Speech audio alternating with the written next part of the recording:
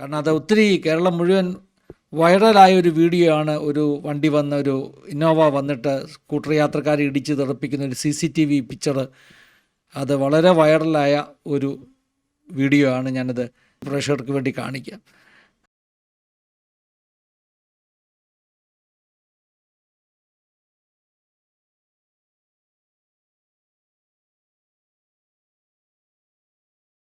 സ്നേഹവന്ദനങ്ങൾ പ്രിയുള്ളവരെ, എൻ്റെ കഥയുടെ ഒരു പുതിയ എപ്പിസോഡിലേക്ക് എല്ലാ മാന്യപ്രേക്ഷകരെയും സ്വാഗതം ചെയ്യുകയാണ്. അനുഗ്രഹിക്കപ്പെട്ട ഒരു ദിവസം കൂടെ കാണുവാൻ കർത്താവ് നമ്മെ സഹായിച്ചുവല്ലോ. വളരെ പ്രാർത്ഥനയോടുകൂടി നമുക്ക് ദൈവസന്നിധിയിലായിരിക്കാം. ഒരു നല്ല ജീവിതാനുഭവം ഇന്ന് നമ്മൾ പിന്നെയും കേൾക്കുവാൻ പോവുകയാണ്. ശുശ്രൂഷയുടെ അനുഗ്രഹത്തിന് വേണ്ടി നമുക്ക് ഒന്നിച്ചൊന്ന് പ്രാർത്ഥിക്കാം. പരിശുദ്ധ പിതാവേ, അനുഗ്രഹീതമാകുന്ന ഈ നല്ല സമയത്തിനായി സ്തോത്രം ചെയ്യുന്ന കർത്താവേ, നിൻ്റെ സന്നിധിയിൽ ഒരു പ്രാവശ്യം കൊണ്ട് ഞങ്ങൾക്ക് ഒന്നിച്ച് കടന്നു വരുവാൻ തൊട്ടിനോട് നിരിക്കുക കൃപയ്ക്കായി സ്തോത്രം. പ്രത്യേകമായി ഞങ്ങളുടെ നടുവിലേക്ക് അയച്ചിരിക്കുന്ന നിൻ്റെ ദാസനെയും ദാസിയോർത്ത് ഞങ്ങൾ അങ്ങേ സ്തുതിക്കുന്നു. അവരുടെ ജീവിതാനുഭവങ്ങൾ ഞങ്ങൾക്ക് വലിയ ആത്മീക ബലത്തിന് കാരണമായി തീരുവാൻ പോകുന്നത് കൊണ്ട് സ്തോത്രം. മുറ്റുമായി സമർപ്പിക്കുന്ന വിവിധ സ്ഥലങ്ങളിൽ നിന്ന് ഈ ശുശ്രൂഷയിൽ പങ്കെടുക്കുന്ന ഓരോ നിൻ്റെ മക്കളെ നീ അനുഗ്രഹിക്കണമെന്ന് അപേക്ഷിക്കുന്നു.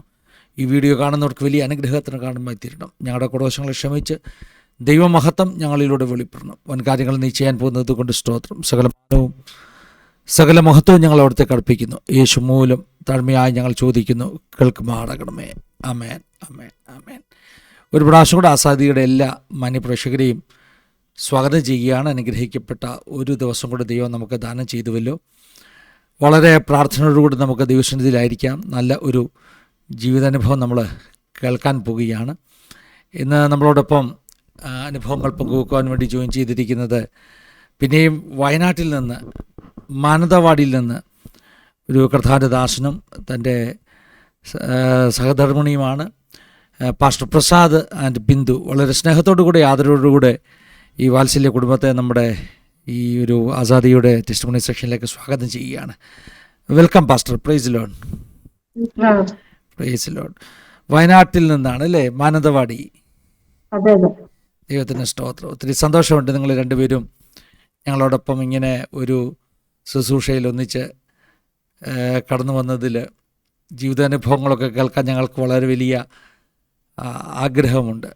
വലിയ അത്ഭുതങ്ങൾ കർത്താവ് ജീവിതത്തിൽ ചെയ്തിട്ടുണ്ട് അല്ലേ? അതെ. പിന്നെ പാസ്റ്റർ ഏതൊരു ശുശ്രൂഷയുമായിട്ടുള്ള ബന്ധത്തിലാണ്? ശുശ്രൂഷയെക്കുറിച്ചൊക്കെ ഒന്ന് പറയുകയാണെങ്കിൽ അനുഗ്രഹമായിരുന്നു. ട്രൈബൽ മിഷൻ്റെ കൂടെ വർക്ക് ചെയ്യുന്നല്ലേ? അപ്പോൾ കൂടുതലും ട്രൈബലായിട്ടുള്ള ആൾക്കാരാണോ നമ്മുടെ ശുശ്രൂഷയിൽ അതിൻ്റെ അനുഭവമുള്ളവര്?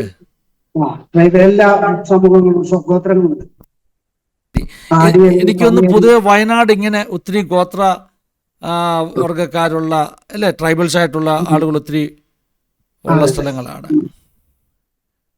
അതിനകത്തൊരു പ്രധാന ഭാഗമാണ് ഈ അട്ടപ്പാടി എന്നൊക്കെ പറയുന്നത്. അത് എന്ത് ദൂരമുണ്ട് നിങ്ങൾക്ക്? അത് പാലക്കാട് ജില്ലയിലെ. പാലക്കാട് ജില്ലയിലാ? ശരി. സാധാരണ ട്രൈബൽ ഏരിയ എന്നൊക്കെ പറയുമ്പോൾ അട്ടപ്പാടിയൊക്കെ നമ്മുടെ മനസ്സിൽ പെട്ടെന്ന് വരുന്ന പേരുകളാണ്. പാസ്റ്ററും അങ്ങനെ ഒരു പശ്ചാത്തലത്തിലാണോ നിങ്ങളും ജനിച്ചു വളർന്നതൊക്കെ? അതെ അതെ, ഞങ്ങൾ കാടുമായിട്ട് ബന്ധത്തിലായിരുന്നു. ആയിരുന്നല്ലേ? അപ്പൊ അങ്ങനെയുള്ള ഒത്തിരി അനുഭവങ്ങൾ പറയാൻ കാണുമല്ലോ. പാസ്റ്റർ എവിടെ ജനിച്ചു വളർന്നേ? ഞാൻ മാനന്തവാടി കുറുവാദ്വീപിന്റെ അടുത്ത് ചാലികത എന്ന് പറയും. ശരി. സിസ്റ്ററെ കുറിച്ചൊന്ന് പരിചയപ്പെടുത്തുകയാണെങ്കിൽ? അതെ, വയനാട് ജില്ലയിലെ മാനന്തവാടിയില് താട്ടിക്കുളം എന്ന് പറഞ്ഞ സ്ഥലത്ത്. ശരി. ജനിച്ചു വളർന്നൊക്കെ എവിടെയാ? അതെ അതെ, വയനാട്ടിൽ തന്നെ. അതെ അതെ. ഒത്തിരി അനുഭവങ്ങളുണ്ടെന്ന് പറഞ്ഞു. ഞാൻ പിന്നെ അശോക് പാസ്റ്റർ മരുമകനാണല്ലേ? അതെ. പാസ്റ്റർ എനിക്കൊരു വീഡിയോ ഇട്ട് തന്നിരുന്നു. ആ വീഡിയോയ്ക്കകത്ത് ഞാൻ കണ്ടു ഒരു വലിയ അപകടത്തിൻ്റെ ഒരു CCTV ഒക്കെ ഞാൻ കണ്ടു. വലിയൊരു അപകടത്തിൽ നിന്ന് ദൈവം വിടുവിച്ചൊരു അനുഭവമൊക്കെ ഉണ്ട് ഇല്ലയോ? വളരെ ദൈവത്തിൻ്റെ അത്ഭുതങ്ങളെ ഓർത്ത് ദൈവത്തിന് സ്തോത്രം ചെയ്യുക. കർത്താവ് നമ്മളെ സൂക്ഷിക്കുന്ന വേറെ ഒന്നുമല്ല, നമ്മുടെ ഒക്കെ കഴിവോ സാമർഥ്യമോ ഒന്നും അല്ലല്ലോ അല്ലേ? കർത്താവിൻ്റെ പരിപാലനം. അപ്പോൾ നമുക്ക് ജീവിതാനുഭവങ്ങളൊക്കെ കേൾക്കാം പാസ്റ്ററെ. നിങ്ങളിൽ രണ്ടുപേർക്കും സമയം എടുക്കാം കേട്ടോ. ആദ്യം ആരാ പറയുന്നത്? നിങ്ങൾ തീരുമാനിച്ചു. രണ്ടുപേരുടെ അനുഭവങ്ങൾ കേൾക്കണം. നിങ്ങളുടെ കുടുംബത്തിൻ്റെ അനുഭവങ്ങൾ കേൾക്കണം. അപ്പോൾ രണ്ടു പേർക്കൂടി ഞാനങ്ങ് സമയം തരിക. അത്യാവശ്യം ഉണ്ടെങ്കിൽ ഇടയ്ക്ക് ഞാൻ ഇനി ചോദ്യം ചോദിക്കത്തുള്ളൂ. ഓക്കെ.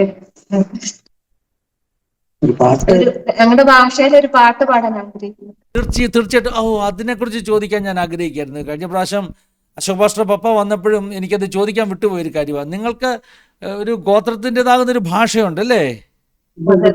എന്തോ ആ ഭാഷയുടെ പേര്? അടിയ ഭാഷ. അടിയ. ഓക്കെ. അപ്പോൾ ഓരോ ഗോത്രത്തിനും വേറെ വേറെ ഭാഷയുണ്ടോ? എനിക്കൊന്ന് പാസ്റ്റർ പപ്പയൊക്കെ പണിയ സമുദായമായിരുന്നു. നിങ്ങളുടെ സമുദായം അത് തന്നെയാണോ അതോ? അല്ല, ഏതാണ്? അടിയർ എന്ന് പറയും. ഓ ശരി. വയനാട്ടിലെ അടിമത്തത്തിൽ ആയിരുന്ന കാലഘട്ടത്തില്, ഞങ്ങൾ അടിമത്തത്തിലായിരുന്ന സമയത്ത് ഞങ്ങൾക്ക് അങ്ങനെ ഒരു അടിയറെന്ന്. അങ്ങനെ ആ സമൂഹത്തിന് അങ്ങനെ പേര് വന്നത്. ഓ ശരി. അപ്പം പാട്ട് പാടാം കേട്ടോ. നിങ്ങൾ നിശ്ചയമായിട്ടും ആ ഭാഷയിലെ അടിയ സമുദായത്തിന്റെ ഭാഷ അല്ലേ? അപ്പൊ പാട്ട് പാടാം കേട്ടോ. ശരി.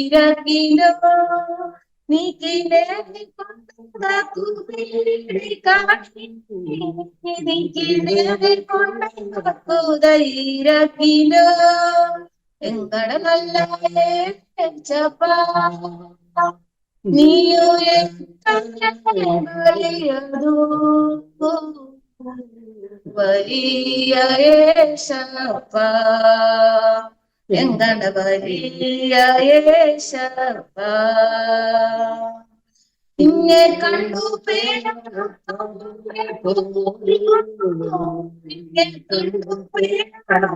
തീരെ ഓരും ഇന്നെ കണ്ടു ഇന്നെ കണ്ടു തീരെ ഓരും എങ്ങടെ നല്ല നീയോ വലിയതു വലിയ ചപ്പാ എങ്ങട വലിയ ചപ്പാ ಬೇರೆ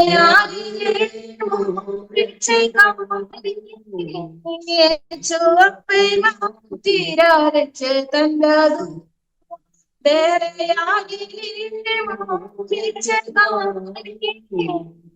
ചുവപ്പിന തീരാരച്ച് തല്ലതു എങ്ങട നല്ല ചപ്പാ നീയോ വലിയതു വലിയ ചപ്പാ എങ്ങട വലിയ ചപ്പാ ഇന്നെ പറ്റിയൊക്കെ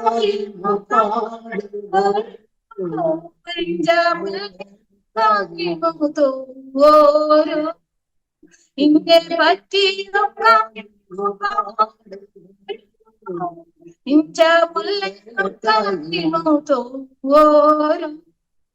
എങ്ങട നല്ല ചപ്പാ നീയോ വലിയതു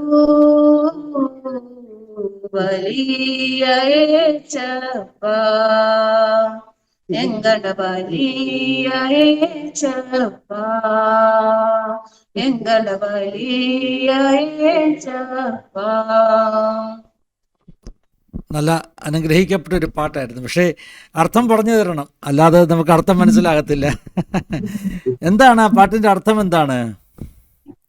ഞങ്ങളുടെ വലിയ യേശപ്പനാണ്. എത്ര വലിയ വലിയ വലിയ ദൈവമാണ്. വലിയ വലിയ യേശുവാണ്. വലിയ യേശപ്പനാണ്. ആ യേശപ്പൻ ഉള്ളത് കൊണ്ട് ഒന്നുകൊണ്ടും പേടിക്കണ്ട. ശരി. അപ്പം പിന്നെ നമ്മുടെ ഭാഷയിൽ പാട്ടുകൾ ഉള്ളതുപോലെ തന്നെ നമ്മുടെ ആരാധനകൾ ഈ ഭാഷയിലുണ്ടോ? അടിയ ഭാഷയിൽ ആരാധനയുണ്ട്. അത് പിന്നെ ബൈബിള്, നമ്മുടെ ഭാഷയിൽ ബൈബിൾ ഉണ്ട്. ഓ ശരി, ദൈവത്തിന് സ്തോത്രം. വിശ്വാസികളൊക്കെ ഇപ്പോൾ ഒത്തിരി ഉണ്ടോ? അടിയ ഭാഷ പറയുന്ന ആളുകൾ വിശ്വാസികളുണ്ടോ ഇപ്പം? ഉണ്ട് ഉണ്ട് ഉണ്ട്. ദൈവത്തിന് സ്തോത്രം, ദൈവത്തിന് സ്തോത്രം. സത്യത്തിൽ നമ്മുടെ കേരളത്തിലൊക്കെ ഉണ്ടായ ആ സാമൂഹ്യ മാറ്റത്തെ ഓർത്ത് ദൈവത്തിന് സ്തോത്രം ചെയ്യണം, അല്ലേ? ഈ പലപ്പോഴും ഇന്നും നോർത്ത് ഇന്ത്യ പല ഭാഗങ്ങളിലും ഇങ്ങനെയുള്ള മാറ്റങ്ങൾ ഉണ്ടായിട്ടില്ല. നമ്മുടെ കേരളം ആ കാര്യത്തിൽ ഒത്തിരി മുമ്പിലാണ്. ഇനിയും ഒത്തിരി മാറ്റങ്ങൾ ഉണ്ടാകാനുണ്ട്. എന്നാൽ പോലും സമൂഹത്തിൽ വലിയ മാറ്റങ്ങളാണ് കേരളത്തിലുണ്ടായത്. നിങ്ങളെ പോലെ ട്രൈബൽ വിഭാഗത്തിൽപ്പെട്ടവരൊക്കെ മുഖ്യധാരയിലേക്ക് വരുവാനൊക്കെ ഇടയായി തീർന്നു. വിദ്യാഭ്യാസപരമായിട്ടാണെങ്കിലും വിശ്വാസപരമായിട്ടാണെങ്കിലും ആത്മീയപരമായിട്ടാണെങ്കിലും. ഇപ്പോൾ കഴിഞ്ഞ ദിവസം നമുക്ക് വന്ന രാമൻ പാസ്റ്റർ, അതുപോലെ ഇപ്പോൾ തന്നെ പ്രസാദ് പാസ്റ്റർ, ഇവരൊക്കെ ഈ പറഞ്ഞ ട്രൈബൽ ഏരിയകളിൽ വർക്ക് ചെയ്യുന്ന ദൈവദാസന്മാർ. ദൈവത്തിരി സഹായിക്കട്ടെ. അപ്പം ഇനി അനുഭവം പറയാമല്ലോ, അല്ലേ? അപ്പം രണ്ടുപേരും പറഞ്ഞാട്ടെ, കേൾക്കാം.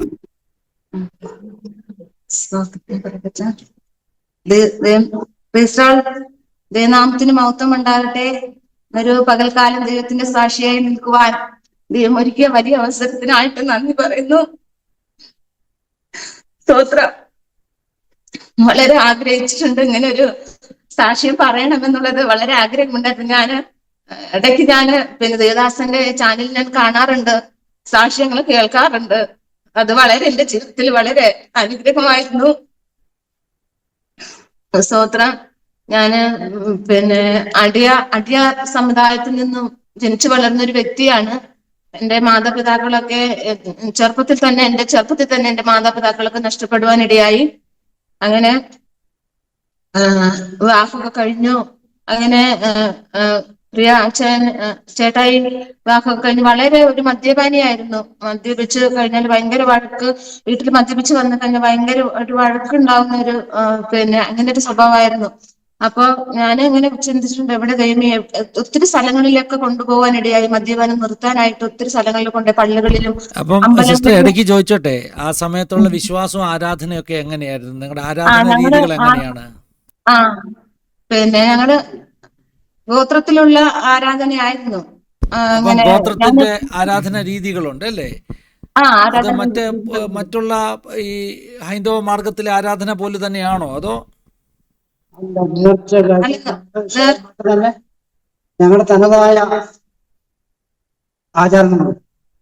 അത് മലഗോത്രങ്ങളെ, പിന്നെ കല്ലുകളെ, അതുപോലെ നമ്മൾ ഉണ്ടാക്കി വെക്കുന്ന വിഗ്രഹങ്ങളൊക്കെ ആരാധിക്കുന്ന ഒരു.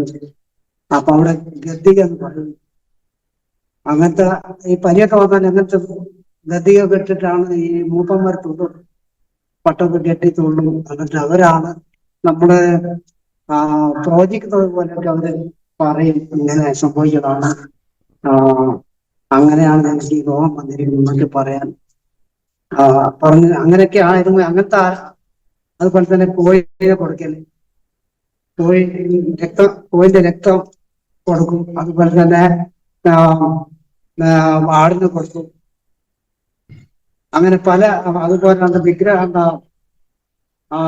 വിളക്ക് കൊടുക്കും, നിലവിളത്തൊക്കെ കൊടുക്കും, നേർച്ചയായിട്ട് എന്തെങ്കിലും രോഗം മാറണം. ഇങ്ങനെയൊക്കെ പല തരത്തിലുള്ള ആചാരങ്ങളും അനുഷ്ഠാനങ്ങളൊക്കെ നടത്തിയിട്ടും ഒരു കുറവില്ലാതിരുന്ന ഒരു സാഹചര്യത്തിലാണ്. അതെ, പൊതുവിൽ അങ്ങനെ ഈ ബലി കൊടുക്കുക, അല്ലേ? ബലി കൊടുക്കുക. പിന്നെ കല്ലിനെയൊക്കെ പ്രധാനമായിട്ടും ആരാധിക്കുന്നത്, കല്ലുകളാണ്. ശരി, ഗോത്ര ദൈവങ്ങളാ. ശരി സിസ്റ്റർ, പറയാം കേട്ടോ, ഇനിയും പറയാം. അങ്ങനെ പിന്നെ അങ്ങനെ ഒരു ഹൈന്ദവത്തിലായിരുന്നു ആചാരം, എല്ലാ പ്രാർത്ഥനയും കാര്യങ്ങളൊക്കെ അങ്ങനെ ആയിരുന്നു. അങ്ങനെ പിന്നെ ചെറുപ്പത്തിൽ തന്നെ മാതാപിതാക്കളൊക്കെ നഷ്ടപ്പെടുവാനിടയായി. എന്റെ ചെറുപ്പത്തിലെ പിതാവിനെയും മാതാവിനെയൊക്കെ നഷ്ടപ്പെടുവാനിടയായി. അങ്ങനെ വിവാഹമൊക്കെ കഴിഞ്ഞു, ഒരു കുടുംബജീവിതത്തിലേക്ക് കടന്നു. അങ്ങനെ അവിടെ കടന്നു ചെന്നപ്പോ ഒരു അച്ഛൻ ഭയങ്കര കുടിയായിരുന്നു. അപ്പൊ അങ്ങനെ കുടിച്ചു കഴിഞ്ഞാല് വീട്ടിൽ ഭയങ്കര വഴക്കിടുന്ന ഒരു സ്വഭാവമായിരുന്നു. അപ്പൊ ഇങ്ങനെ മദ്യപിച്ച് വന്നു കഴിഞ്ഞാല് ഭയങ്കര വഴക്കും അങ്ങനെ. അപ്പൊ ഞാൻ ഇവിടെ ഭയങ്കര ഒരു മനസ്സിനൊക്കെ ഒരു ഭയങ്കര വിഷമമായിരുന്നു. എങ്ങനെയാ ഈ അച്ഛനൊന്ന് നന്നാക്കി എടുക്കുക എന്നുള്ളൊരു അങ്ങനെ ഇരിക്കുമ്പോഴാണ് പ്രിയ ഞങ്ങളുടെ ദേശത്തേക്ക് ദേവദാസന്മാര് കടന്നു വരുന്നത്. അപ്പൊ ഈ അച്ഛൻ കുടിച്ചു കഴിഞ്ഞ് വന്നു കഴിഞ്ഞാല് എനിക്ക് 3 കുഞ്ഞുങ്ങളാണ്, 3 പെൺപിള്ളേരാണ്. അപ്പൊ ചെറിയ ചെറിയ ചെറിയ കുഞ്ഞുങ്ങളായിരുന്നു. അപ്പൊ ഈ അച്ഛൻ കുടിച്ചിട്ട് വരുമ്പോ തന്നെ എന്റെ ചെറിയ മോള് ഈ വാക്കത്തിയും പിന്നെ ഇങ്ങനെയുള്ള സാധനങ്ങളൊക്കെ എടുത്ത് പറമ്പിലേക്ക് വലിച്ചെറിയും. അച്ഛൻ വരുന്നുണ്ട്, നമുക്ക് പറമ്പിൽ എവിടെയെങ്കിലും പോയിരിക്കുക. അങ്ങനെ പറമ്പിലൊക്കെ പോയി കിടന്ന് ഉറങ്ങിയിട്ടുണ്ട്. അപ്പൊ അങ്ങനെ ഒത്തിരി ഭയത്തോടെ ജീവിച്ചിട്ടുണ്ട്. ഒരു ദിവസം ഇങ്ങനെ 3 കുഞ്ഞുങ്ങൾ ഞങ്ങൾ ഇങ്ങനെ കിടന്നിരിക്കുമ്പോ ഒരു കന്നാസ് മണ്ണെണ്ണ ഒഴിച്ച് കത്തിക്കാനായിട്ട് ഇങ്ങനെ നമ്മുടെ ഈ പുഴയിലൊക്കെ ഇടുന്നൊരു തോട്ടമുണ്ട്, അതിങ്ങനെ കത്തിച്ചിടാൻ വേണ്ടിയിട്ട് മണ്ണെണ്ണയൊക്കെ ഒഴിച്ച് ഇങ്ങനെ തീപ്പെട്ടിയൊക്കെ ഉരച്ച് ഇങ്ങനെ തീപ്പെട്ടി ഉരച്ചാൽ നിൽക്കുമ്പോൾ തൊട്ടടുത്ത വീട്ടിലെ ഒരു ക്രിസ്ത്യൻ കുടുംബമാണ്. അവര് ഞങ്ങളുടെ കരച്ചിലൊക്കെ കേട്ടിട്ട് ഓടി വന്ന് പിന്നെ വാതിലൊക്കെ ചവിട്ടിപ്പൊളിച്ച് അങ്ങനെ അവിടുന്ന് ഞങ്ങളെ രക്ഷപ്പെടുത്തുവാനിടയായി. അങ്ങനെ അങ്ങനെ ഇരിക്കുമ്പോ ഞങ്ങളിങ്ങനെ കൂലിപ്പണിക്കൊക്കെ പോകുന്ന ഒരു വ്യക്തിയായിരുന്നു ഞാൻ. അങ്ങനെ ഞാൻ ഒരു ദിവസം ഇങ്ങനെ കൂലിപ്പണിക്കായിട്ട് ഇങ്ങനെ കടന്നു പോയപ്പോ പണിതെടുക്കുന്ന സ്ഥലത്ത് എനിക്ക് ഒരു കല്ല് കിട്ടുവാനിടയായിരുന്നു. അപ്പൊ ഞാൻ ആ കല്ല് എന്റെ മനസ്സ് ആ കല്ല് എടുക്കാൻ തന്നെ എന്റെ മനസ്സിന് കല്ല് എടുക്കാൻ തന്നെ മനസ്സ് പറയും. അപ്പൊ ഞാൻ ആ കല്ലെടുത്തു കൊണ്ടുവന്ന് വീട്ടിൽ കൊണ്ടുവച്ചു. അപ്പൊ വീടിന്റെ ഒരു റൂം മുഴുവനും പിന്നെ ഫോട്ടോകളും അങ്ങനെ അങ്ങനെ സാധനങ്ങൾ, ഒരു റൂം മുഴുവനും ദൈവങ്ങൾക്ക് വേണ്ടി വെച്ചിരിക്കുന്ന ഒരു റൂമായിരുന്നു. അപ്പൊ പിന്നെ റൂമിൽ കൊണ്ടുവന്ന ആ കല്ല് വെച്ച് ഞങ്ങൾ പ്രാർത്ഥിക്കാൻ തുടങ്ങി. ആ കല്ലിലേക്ക് തിരി വെക്കുകയും അങ്ങനെ പ്രാർത്ഥിക്കുവാൻ തുടങ്ങി. അങ്ങനെ മാസങ്ങളോളം കഴിഞ്ഞപ്പോ ഈ കല്ല് മാറുവാനിടയായി. കല്ലിന് രൂപം മാറ്റം വന്നു. കല്ലിന് ഒരു പാമ്പിന്റെ രൂപം വരുവാനിടയായി. അപ്പൊ ഇങ്ങനെ കല്ല് മാറിയപ്പോ വീട്ടിലേക്ക് പാമ്പ് വരുവാനിടയായി. ഇങ്ങനെ അവിടെ ഇവിടെയൊക്കെ നോക്കിയാലും പാമ്പ് വന്ന് കിടക്കുന്നു. അങ്ങനെ ഭയങ്കര ഒരു അന്തരീക്ഷമായിരുന്നു ഞങ്ങളുടെ ജീവിതത്തിൽ. അപ്പൊ ഈ അച്ഛൻ ഇങ്ങനെ കുടിച്ചിട്ട് ഇങ്ങനെ വരും, വഴക്കുണ്ടാക്കും, അങ്ങനെ പൂജ കാര്യങ്ങളൊക്കെ ചെയ്യുന്നുണ്ട്. എന്നാലും വീട്ടിലൊരു സമാധാനം ഇല്ല. അങ്ങനെ ഭയങ്കര വഴക്ക് കാര്യങ്ങളൊക്കെ. അങ്ങനെ വീട്ടുകാർക്കും നാട്ടുകാർക്കൊന്നും ഇഷ്ടമില്ലാത്ത ഒരു വ്യക്തിയായിരുന്നു. വീട്ടുകാർക്കും നാട്ടുകാർക്കും ഒന്നും ഇഷ്ടമില്ല. അങ്ങനെ മദ്യപിച്ച് വന്ന് വഴക്കുണ്ടാക്കുന്നത് കൊണ്ട് നമ്മുടെ വീട്ടിൽ വഴക്കുണ്ടാക്കി കഴിഞ്ഞാൽ ആരും അയൽവക്കക്കാരൊന്നും വരത്തില്ല. അങ്ങനെ ഒരു ഭയങ്കര ഒരു അന്തരീക്ഷമായിരുന്നു. അങ്ങനെ ആ കല്ല് ഞങ്ങളുടെ വീട്ടിൽ കൊണ്ടുവച്ചു. ദിവസങ്ങളോളം അത് കഴിയുമ്പോ അതിന് രൂപം മാറ്റം വന്ന് പാമ്പ് വരാൻ തുടങ്ങി. ഭയങ്കര ഭയം തോന്നി. അങ്ങനെ ഇരിക്കുമ്പോഴാണ് ഞാൻ വിചാരിച്ചു, ദൈവമേ ഈ കുടിയൊന്ന് മാറാൻ ശബരിമലയിലേക്ക് 1 വർഷം മാല ഇട്ടിട്ട് ശബരിമലയിലേക്ക് വിടുവാനിടയായി. എന്നാല് ആ 41 ദിവസം മാത്രം എന്റെ ജീവിതത്തിൽ ഒരു സമാധാനം. പിന്നെ അതുപോലെ തന്നെ പഴയ അവസ്ഥ, മദ്യപിച്ച് വന്ന് വഴക്കുണ്ടാക്കുക, കുഞ്ഞുങ്ങൾക്ക് സമാധാനമില്ല, കുഞ്ഞുങ്ങൾക്ക് പഠിക്കാൻ കഴിയുന്നില്ല. അങ്ങനെ വളരെ വളരെ ഒരു അന്തരീക്ഷമായിരുന്നു. അങ്ങനെ ഇരിക്കുമ്പോഴാണ് ഞങ്ങളുടെ പിന്നെ ചെറിയമ്മ ഈ യേശുവിനെ അറിഞ്ഞ് അവര് ദൈവസന്നിധിയിലേക്ക് കടന്നു പോകുന്നത്. അപ്പൊ അവര് ഇടയ്ക്കൊക്കെ എന്നോട് പറയും, ഇങ്ങനെ ഒരു ദൈവമുണ്ട്, യേശുവുണ്ട്, നിങ്ങൾ കടന്നു വരണം. അപ്പോഴൊന്നും ഞാൻ ആ ദൈവത്തെ കുറിച്ചൊന്നും ചിന്തിക്കാറില്ല. ഞാനിങ്ങനെ ചിന്തിച്ചു, യേശു എന്ന് പറയുന്നത് ക്രിസ്ത്യാനികളുടെ ദൈവമാണല്ലോ, പിന്നെന്തിനാ നമ്മള് യേശുവിനെ ആരാധിക്കാനായിട്ട് പോകുന്നത് എന്നൊക്കെ പലപ്പോഴും ഇങ്ങനെ ചിന്തിച്ചിട്ടുണ്ട്. അങ്ങനെ ഇരിക്കുമ്പോഴാണ് ആ ചെറിയമ്മയുടെ മകന്റെ ഒരു വിവാഹം നടക്കുന്നത്. അപ്പൊ വിവാഹത്തിലേക്ക് ഞാൻ ഇങ്ങനെ കടന്നുപോയി. അപ്പൊ ചേട്ടായി അമ്മയും പറഞ്ഞു, അത് ക്രിസ്ത്യാനികൾ വിവാഹമല്ലേ, അതിലേക്ക് നിങ്ങൾ ആരും പോകരുത്, നമ്മുടെ ദൈവം കോപിക്കും, ആ വിവാഹത്തിലേക്ക് പോയി കഴിഞ്ഞാല് നമ്മുടെ ദൈവം കോപിക്കും എന്ന് അങ്ങനെ പറയുന്നുണ്ട്. എന്നാലും ഞാൻ അതൊന്നും കേൾക്കാണ്ട് ഞാനും ചെറിയ കുഞ്ഞും കൂടി ആ വിവാഹത്തിലേക്ക് കടന്നുപോയി. വിവാഹ രാത്രിയിൽ ഒരു പ്രാർത്ഥന അവിടെ നടക്കുവാനിടയായി. ഞാൻ ഏറ്റവും അവസാനമാണ് പോയി ഇരുന്നത്, ഏറ്റവും അവസാനം പോയിരുന്നു. പക്ഷെ എന്താണെന്നറിയാം, ഞാൻ അവിടെ പോയി ഇരുന്നപ്പോ എനിക്ക് വളരെ, ഞാൻ അവിടെ നിന്ന് നിലവിളിക്കുവാനിടയായി. എനിക്കറിയില്ല എന്താണെന്നറിഞ്ഞ, ഞാൻ അവിടെ നിന്ന് വളരെ ശക്തമായി ഞാൻ അവിടെ നിലവിളിച്ചു. എനിക്കറിയില്ല എന്താണെന്ന്. ഞാനിങ്ങനെ കരഞ്ഞു നിലവിളിക്കുന്നുണ്ട്. അങ്ങനെ ഞാൻ നിലവിളിച്ചു. പിറ്റത്തെ ആഴ്ചയിൽ ഞാൻ സഭയിലേക്ക് കടന്നുപോയി. ഞാൻ ഒറ്റയ്ക്ക് കടന്നുപോയി, സഭയിൽ കടന്നുപോയി. അങ്ങനെ നിരന്തരമായി ഞാൻ ആഴ്ചകളിലോളം ഞാൻ കടന്നുപോയി.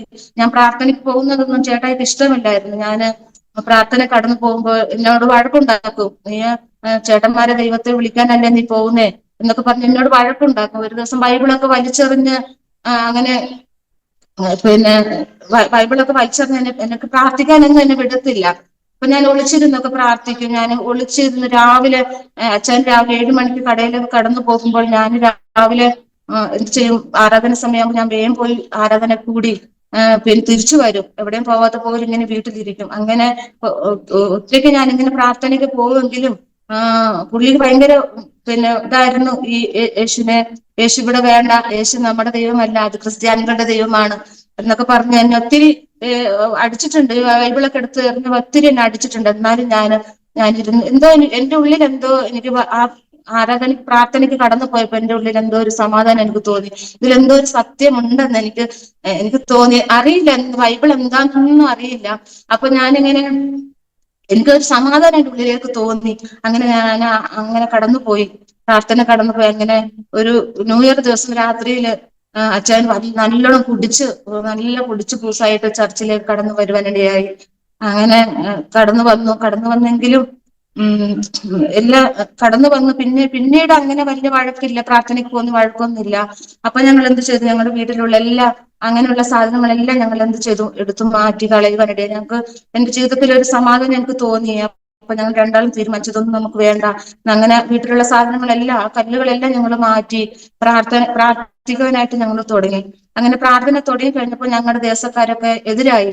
ഇവര് മതം മാറി, ഇവര് പിന്നെ പ്രാർത്ഥനക്കാരായി എന്നൊക്കെ പറഞ്ഞ് ഞങ്ങളുടെ ദേശക്കാരും അയൽവക്കക്കാരൊക്കെ ഞങ്ങളോട് പിണങ്ങുവാനിടയായി. കാരണം ഇവരങ്ങനെ മതം മാറി പോയതിൽ ഇവരെ വീട്ടിലൊന്നും പോകരുത്, വെള്ളം കുടിക്കരുത്, ഭക്ഷണം കഴിക്കരുത്, നമ്മുടെ ദൈവം കോപിക്കും എന്നൊക്കെ പറഞ്ഞ് ഞങ്ങളെ മാറ്റി നിർത്തുന്ന ഒരു അവസ്ഥ ഞങ്ങളുടെ ജീവിതത്തിൽ ഉണ്ടായി. എന്നാലും എന്താ പറയാ, നിരന്തരമായി ഞാൻ പ്രാർത്ഥിക്കും, ദൈവമേ ഈ ജീവനുള്ള ദൈവമാണെങ്കിൽ ഞങ്ങളുടെ ജീവിതത്തിൽ ഒരു മാറ്റം ദൈവം തരണമെന്ന് ഞാൻ നിരന്തരം പ്രാർത്ഥിക്കും. ഞാൻ ഒറ്റയ്ക്ക് പ്രാർത്ഥന കടന്നു പോകും. അങ്ങനെ അച്ഛന് കടന്നു വന്നെങ്കിലും നല്ലൊരു ഇതിലേക്ക് വന്നിട്ടില്ല. ഇടയ്ക്ക് വരും, പോവും, പിന്നെ മദ്യപിക്കും, പുകവലിക്കും, അങ്ങനത്തെ എല്ലാം. അങ്ങനെ സ്നാനപ്പെടുവാനൊക്കെ ഞങ്ങൾ ആഗ്രഹിച്ചു. സ്നാനപ്പെട്ട് കഴിഞ്ഞപ്പോഴും അച്ഛന് കുടിക്കും, വലിക്കും, ഇതെല്ലാം ചെയ്യും. അങ്ങനെ വളരെ വളരെ ഭാരത്തോടെ ഞാൻ ദിവസം ഇരുന്ന് മുട്ടയിലിരുന്ന് ഞാൻ പ്രാർത്ഥിക്കുമായിരുന്നു, ദൈവമേ ദൈവദാസനോ അല്ലെങ്കിൽ സഭയിലുള്ള ദേവദാസനോ മറ്റുള്ളവർക്കൊന്നും ഈ ചേട്ടായിക്ക് ഒരു മാറ്റം കൊടുക്കുവാൻ കഴിയില്ല. യേശുവേ നീ അങ്ങ് മാറ്റണം എന്ന് പറഞ്ഞ് പ്രാർത്ഥിക്കുവാനിടയായി. അങ്ങനെ ഒരു ദിവസം, ഒരു വെള്ളിയാഴ്ച ദിവസം, പകലൊരു ഭവന പ്രാർത്ഥനയ്ക്ക് ഞങ്ങൾ കടന്നുപോയി. അപ്പൊ ഞാനിങ്ങനെ കടന്നു പോയപ്പോ അച്ഛനെ വിളിച്ച് നമുക്ക് പോവാൻ പ്രാർത്ഥനയ്ക്ക്. ഞാൻ വന്നോളാം, പോയിക്കോന്നു. ഞാൻ വൈകുന്നേരം വന്ന് നോക്കുമ്പോ നല്ല കുടിച്ചിട്ട് വന്ന് വീട്ടിലുണ്ട്. അപ്പൊ എനിക്ക് വളരെ വേദന തോന്നി. അപ്പൊ ഞാൻ ദൈവത്തോട് നിലവിളിച്ചു, ദൈവമേ ഈ മനുഷ്യൻ ഒരു മാറ്റം ദൈവം കൊടുക്കണേ എന്ന് ഞാനിങ്ങനെ പ്രാർത്ഥിക്കുവാനിടയായി. അങ്ങനെ അന്ന് വൈകുന്നേരം അച്ഛന് പിന്നെ പെട്ടെന്ന് ചെറിയൊരു വയറുവേദന ഉണ്ടാവാനിടയായി. അതിന് മുമ്പായിട്ട് പിന്നെ ഒരു സർക്കാർ ജോലി, സെൻട്രൽ ഗവൺമെന്റിന്റെ ഒരു സർക്കാർ ജോലി ഉണ്ടായിരുന്നു. എറണാകുളത്തായിരുന്നു ജോലി ചെയ്തുകൊണ്ടിരുന്നത്. അപ്പൊ അവിടുന്ന് വന്ന ദിവസമാണ് ഞാൻ പ്രാർത്ഥനയ്ക്ക് വിളിക്കുന്നത് പോവാന്ന്. അപ്പൊ ഈ അച്ഛന് വരുന്നില്ല, പോയി മദ്യപിച്ചു വന്നു. ഞാനന്ന് പകൽ മുഴുവൻ വളരെ ഭാരത്തോടെ ഞാൻ മുഴങ്കാലിൽ ഇരുന്ന് പ്രാർത്ഥിക്കുമായിരുന്നു, ദൈവമേ ഈ മനുഷ്യനൊരു രൂപാന്തരം കൊടുക്കണം. ഞങ്ങളുടെ ദേശത്തില് വീട്ടുകാർക്കെല്ലാം ഒരു എന്താ പറയാ, ആർക്കും ഇഷ്ടമില്ലാത്ത ഒരു സാഹചര്യമായിരുന്നു ഞങ്ങളുടെ വീട്ടില്. അപ്പൊ അങ്ങനെ പ്രാർത്ഥിച്ചു. അന്ന് വൈകുന്നേരം ഒരു 8 മണിയായ സമയത്ത് ചേട്ടായിക്ക് പെട്ടെന്ന് ഒരു വയറുവേദന ഉണ്ടാവാനിടയായി. അങ്ങനെ മാനന്തവാടി ഹോസ്പിറ്റലിൽ ഞങ്ങൾ കൊണ്ടുപോയി. അവിടെ 10 ദിവസം അഡ്മിറ്റ് ആയി. 10 ദിവസം അഡ്മിറ്റ് ആയിട്ട് പിന്നെ ഡോക്ടർമാർക്ക് അറിയില്ല എന്താ അസുഖം എന്നൊന്നും അറിയത്തില്ല. അപ്പൊ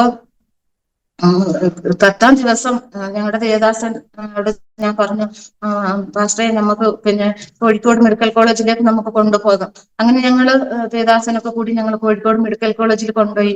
അവിടെ ഞങ്ങൾ ചെന്ന് എല്ലാ സ്കാനിങ്ങും എല്ലാം ചെയ്ത് നോക്കി.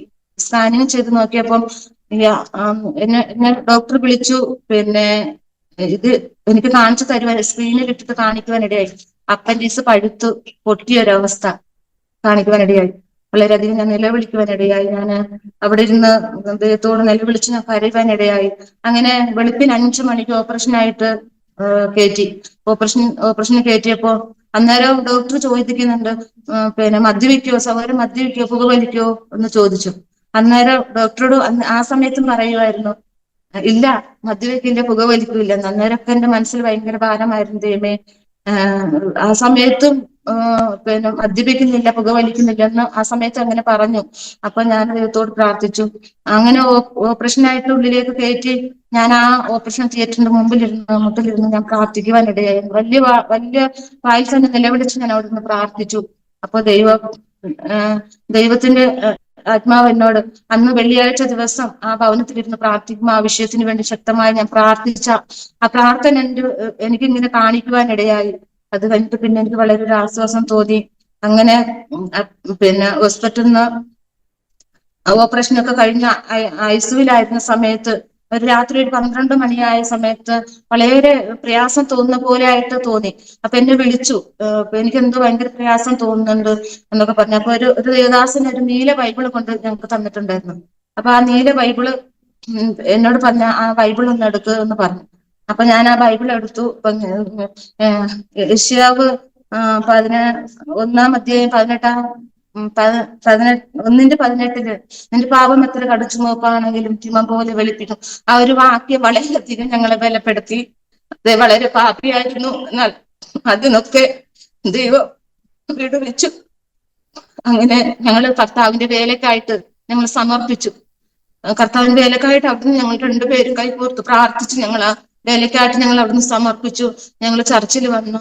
അങ്ങനെ ഞങ്ങളുടെ ദേവദാസന്റെ കൂടെ ഞങ്ങൾ 4 വർഷം സഹ മിഷണറി ആയിട്ട് ഞങ്ങൾ അവിടെ വേല ചെയ്തു. 4 വർഷത്തോളം ഞങ്ങൾ അവിടെ വേല ചെയ്തു. അത് കഴിഞ്ഞിട്ട് ഞങ്ങളെ പനമരം എന്ന് പറഞ്ഞ ദേശത്തിലേക്ക് ഞങ്ങളെ വേലക്കായിട്ട് ഞങ്ങൾക്ക് ഒരാഗ്രഹം ആ ദേശത്ത് പോയിട്ട് വേല ചെയ്യണം. അപ്പൊ ഞങ്ങളെ പോലെയുള്ള അനേകരെ ഞങ്ങൾക്ക് നേടണമെന്ന് ഞങ്ങൾക്ക് ഭയങ്കര ആഗ്രഹമായിരുന്നു. ഞങ്ങളുടെ ആദിവാസികളായിരുന്ന സമുദായത്തിലിരിക്കുന്ന ആൾക്കാരെ നേടണമെന്ന് ഭയങ്കര ആഗ്രഹമായിരുന്നു. ഞങ്ങൾ അറിഞ്ഞ സത്യം ഞങ്ങൾക്ക് അത് പുറത്ത് അറിയിക്കണം, സുവിശേഷം അറിയിക്കണം എന്നുള്ള ഒരു ഭയങ്കര ഒരു ആഗ്രഹം. അങ്ങനെ ഞങ്ങൾ ദേവദാസനോട് പറഞ്ഞു. ഞങ്ങൾ പനമരം എന്ന് പറയുന്ന ദേശത്തിൽ ഞങ്ങൾ കടന്നുപോയി. അവിടെ കടന്നുപോയി ഞങ്ങളവിടെ കടന്നു പോയപ്പോ ഞങ്ങള് പത്രത്തിലൊരു വാർത്ത ഞങ്ങൾക്ക് പത്രത്തിലൊരു വാർത്ത കിട്ടി. ഈ പനമരം മാധവത്ത് പോയിൽ കോളനിയില് പിന്നെ 2 സഹോദരന്മാര് മദ്യപിച്ച് പുഴയില് ചാടി മരിക്കാനായിട്ട് നിൽക്കുന്ന ഒരു റിപ്പോർട്ട് പത്രക്കാർ കൊടുത്തത് ഞങ്ങൾ അത് വെട്ടിയെടുത്തു. ഞങ്ങൾ ആ കോളനി അന്വേഷിച്ചു കടന്നു പോകാനിടയായി. ആ കോളനി കടന്നു ചെന്ന് ഈ വ്യക്തികളെ ഞങ്ങൾ കാണുവാനിടയായി. അവരോട് ഞങ്ങൾ പോയി ഇങ്ങനെ സുവിശേഷം അറിയിച്ചു. ഡി അഡിഷൻ ക്യാമ്പ് നടക്കുന്നുണ്ട്. നമ്മുടെ ഈ ആദിവാസികളായിരിക്കുന്നവർക്ക് തന്നെ ഒരു ഡി അഡിഷൻ ക്യാമ്പ് ഉണ്ട്. ആ ക്യാമ്പിലേക്ക് ഞങ്ങൾ അവരെ കൊണ്ടുവരാനായിട്ട് കടന്നു ചെന്നു. അവിടെ ഞങ്ങൾ ഈ 2 പേർക്ക് മാത്രമായിട്ട് ഞങ്ങൾ പോയി. അവിടെ ചെന്നപ്പോ 10-20 പേരോളം അവർ പേര് തരുവാനിടയായി. ആ കോളനിയിലുള്ളവര്. ആ കോളനി ഞാൻ കടന്നു ചെന്നപ്പോൾ വളരെ ഒരു അന്തരീക്ഷം എന്ന് പറഞ്ഞാൽ മദ്യപിച്ചും പുകവലിച്ചും മുറുക്കിയും അവർ വീടുകളിലേക്ക് കടന്ന് കാല് വെക്കാൻ കഴിയാത്തൊരവസ്ഥ. അങ്ങനെയുള്ള സ്ഥലത്ത് ഞങ്ങൾ കടന്നപ്പോൾ അവിടെ 20 പേരോളം ഞങ്ങൾക്ക് പേര് തരുവാനിടയായി ഈ ക്യാമ്പിലേക്ക്. അങ്ങനെ അവിടുന്ന് ക്യാമ്പിലേക്ക് ആള് വന്ന് ഞങ്ങൾ അവിടെ വാടകയ്ക്ക് ഒരു വീടെടുത്ത് ഞങ്ങളവിടെ പ്രാർത്ഥന തുടങ്ങി. ഞങ്ങൾക്ക് വലിയ ബൈബിളിനെ കുറിച്ച് വലിയ അറിവുകളൊന്നും ഇല്ല. ഞങ്ങൾക്ക് ഉള്ള അറിവുകളിലാണ് ഞങ്ങൾ പാടുകയും പ്രാർത്ഥിക്കുകയും ഒക്കെ ചെയ്തത്. അങ്ങനെ അവിടെ കടന്നു ചെന്ന് ഞങ്ങള് വാടക വീട്ടിൽ പ്രാർത്ഥിച്ചുകൊണ്ടിരിക്കുമ്പോൾ അവിടെ ഞങ്ങൾക്ക് ഒരു പ്രാർത്ഥനയ്ക്ക് ഞങ്ങൾക്ക് വരുന്നത് ഒരു എയ്ഡ്സ് രോഗിയാണ്. എയ്ഡ്സ് രോഗി ഞങ്ങളുടെ അടുത്തേക്ക് വരുന്നു. അപ്പൊ ഞങ്ങൾക്ക് വളരെ ആ രോഗിയെ കണ്ടപ്പോ ഞങ്ങൾക്ക് വളരെ വേദന തോന്നി. ഒരു അസ്ഥി കൂടെ മാത്രമേ ഉള്ളൂ, ഒന്നുമില്ല. അവരിങ്ങനെ എടുത്തോണ്ട് അവര് വരുന്നത്, ഇങ്ങനെ കിടത്തിക്കൊണ്ടാണ് അവർ വന്നത്. അപ്പൊ ഞങ്ങള് ദൈവത്തോട് പ്രാർത്ഥിച്ചു, ദൈവമേ ഈ സഹോദരിയെ ഞങ്ങൾ ദൈവത്തിന്റെ കരങ്ങളിലേക്ക് ഏൽപ്പിക്കുക, ഞങ്ങൾക്കൊന്നും ചെയ്യാൻ കഴിയത്തില്ല, ഞങ്ങൾ ആദ്യമായിട്ട് ശുശ്രൂഷയ്ക്ക് ഇറങ്ങുകയാണ് അവിടേക്ക്. അപ്പൊ ഈ എയ്ഡ്സ് രോഗിയെ വന്നു കഴിഞ്ഞപ്പോ നമ്മൾ ബാക്കിയുള്ളവരൊന്നും അതിനടുത്ത് വരുന്നില്ല, അവർക്ക് പേടിയാണ്. അപ്പൊ ആ സഹോദരിയെ ശുശ്രൂഷിക്കാനും ആ സഹോദരിക്ക് വേണ്ടി പ്രാർത്ഥിക്കുവാനും ഒക്കെ ഞങ്ങൾ കുടുംബമായി ഞങ്ങൾ ദൈവത്തോടെ ഭയങ്കരമായിട്ട് ബലപ്പെടുത്തി.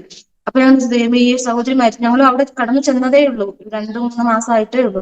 അപ്പൊ ആ സഹോദരി കടന്നു വന്ന് ഞങ്ങൾ ആ സഹോദരിക്ക് വേണ്ടി ശക്തമായി ഞങ്ങൾ ഇരുന്ന് സഭയോട് പ്രാർത്ഥിച്ച ഫലമായിട്ട് ആ സഹോദരി, ആ എയ്ഡ്സ് രോഗി, ആ വ്യക്തിയുടെ ഭർത്താവിനായിരുന്നു ഇത് ഉണ്ടായിരുന്നത്. അപ്പൊ ആ സഹോദരി ഗർഭിണിയായിരുന്നപ്പോ ആ കുഞ്ഞിനും അതായി. അപ്പൊ ഭർത്താവ് മരിച്ചുപോയി. അപ്പൊ വല്ലാത്തൊരവസ്ഥയിൽ ആ സഹോദരി ഇങ്ങനെ എടുത്തുകൊണ്ട് അവർ വരുവാനിടയായി. ഞങ്ങൾ ആ സഹോദരിക്ക് ഞങ്ങൾ അവിടെ ഇരുന്ന് സഭയിൽ നിന്ന് പ്രാർത്ഥിച്ചു. ദൈവം അത്ഭുതം ചെയ്തു. ആ സഹോദരിക്ക് പൂർണ്ണമായൊരു സൗഖ്യം നൽകുവാനിടയായി.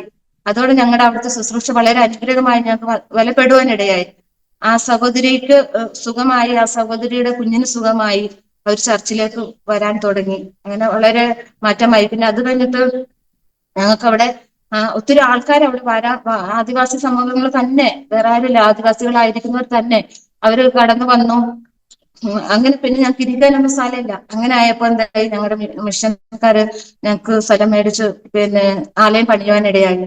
അങ്ങനെ ആലയം ഞങ്ങൾ 10 വർഷത്തോളം ഞങ്ങൾ അവിടെ പിന്നെ ആരാധിക്കുവാൻ അവിടെ ആയിരിക്കും ഞങ്ങൾ സഹായിച്ചു. ഞാൻ വിശ്വസിക്കാൻ, മാറി മാറി വരുന്ന സർക്കാരുകള് ആദിവാസി സമൂഹത്തിന് വേണ്ടി ഒത്തിരി പിന്നെ ഫണ്ടുകളൊക്കെ അനുവദിച്ചിട്ടുണ്ട്. പക്ഷെ അതൊന്നും ആദിവാസികളുടെ എന്താ പറയാ ഒരു നല്ലതിനായിട്ട് കാണുന്നില്ല. കാരണം പറഞ്ഞ് യേശുവിനെ അറിഞ്ഞ ഒരു വ്യക്തി, ഞങ്ങൾ കടന്നു ചെന്ന കോളനികളിൽ അവർ രക്ഷയിലേക്ക് വന്നവർ ഒത്തിരി അവർക്ക് മാറ്റം, അവരുടെ ജീവിതത്തിൽ മദ്യപാനം, പുകവലി, അങ്ങനെയുള്ള ഒത്തിരി മാറ്റങ്ങൾ ഞാൻ കാണുവാനിടയും. മാറി വരുന്ന സർക്കാരുകൾക്കോ അല്ലെങ്കിൽ മറ്റുള്ളവർക്കോ ഒന്നും നമ്മുടെ ആദിവാസികളായിരിക്കുന്ന സഹോദരങ്ങളെ മാറ്റിയെടുക്കാൻ കഴിഞ്ഞിട്ടില്ല. എന്നാൽ യേശുവിനെ അറിയുന്നവർക്ക് ഒത്തിരി മാറ്റം അവരുടെ ജീവിതത്തിൽ ഞങ്ങൾ കണ്ണുകൊണ്ട് കാണുവാൻ ഞങ്ങൾക്ക് കഴിയുന്നുണ്ട്.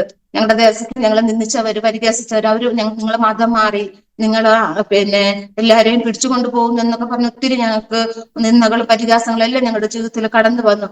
അപ്പോഴൊന്നും ഞങ്ങൾ തളർന്നു പോയിട്ടില്ല. പക്ഷെ ഞങ്ങൾ വിചാരിക്കുന്നത് ഞങ്ങളുടെ മതം മാറിയതല്ല, ഞങ്ങളുടെ മനസ്സ് മാറി, ഞങ്ങൾ രൂപാന്തരം വന്നു. ഞങ്ങൾക്ക് മദ്യപാനം നിന്നു. എന്റെ ചേട്ടായി വലിയൊരു കുടിയനായിരുന്നു. കുടിച്ചു കഴിഞ്ഞ് വീട്ടിൽ ഭയങ്കര അടിയും വഴക്കുകളും ഉണ്ടായിരുന്നു. അപ്പൊ അങ്ങനെ ഒരു മാറ്റം ഞങ്ങൾ കടന്നു ചെന്ന് ഞങ്ങൾ അറിയിച്ചവരൊക്കെ, ഇപ്പോ കടന്നു വന്നവരൊക്കെ, അവർക്ക് അവരുടെ ജീവിതത്തിൽ ഒത്തിരി മാറ്റം. സർക്കാരുകൾക്ക് പോലും കഴിയാത്ത ഒരു കാര്യം ദൈവം ചെയ്യുവാൻ വയനാടിന്റെ ദേശത്ത് ചെയ്തുകൊണ്ടിരിക്കുക.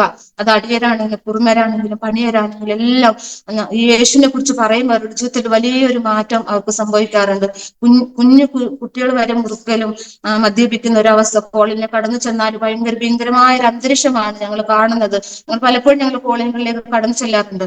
അവിടെ ചെന്ന് കഴിയുമ്പോൾ സ്ത്രീകൾ വരെ മദ്യപിച്ച് കിടക്കുന്ന ഒരവസ്ഥ. അങ്ങനെ അതിൽ നിന്നെല്ലാം ഞങ്ങൾ ഒത്തിരി ആൾക്കാരെ യേശുവിലേക്ക് കൊണ്ടുവരുവാൻ ദൈവം സഹായിച്ചു കൊണ്ടിരിക്കുവാണ് ഇപ്പൊ.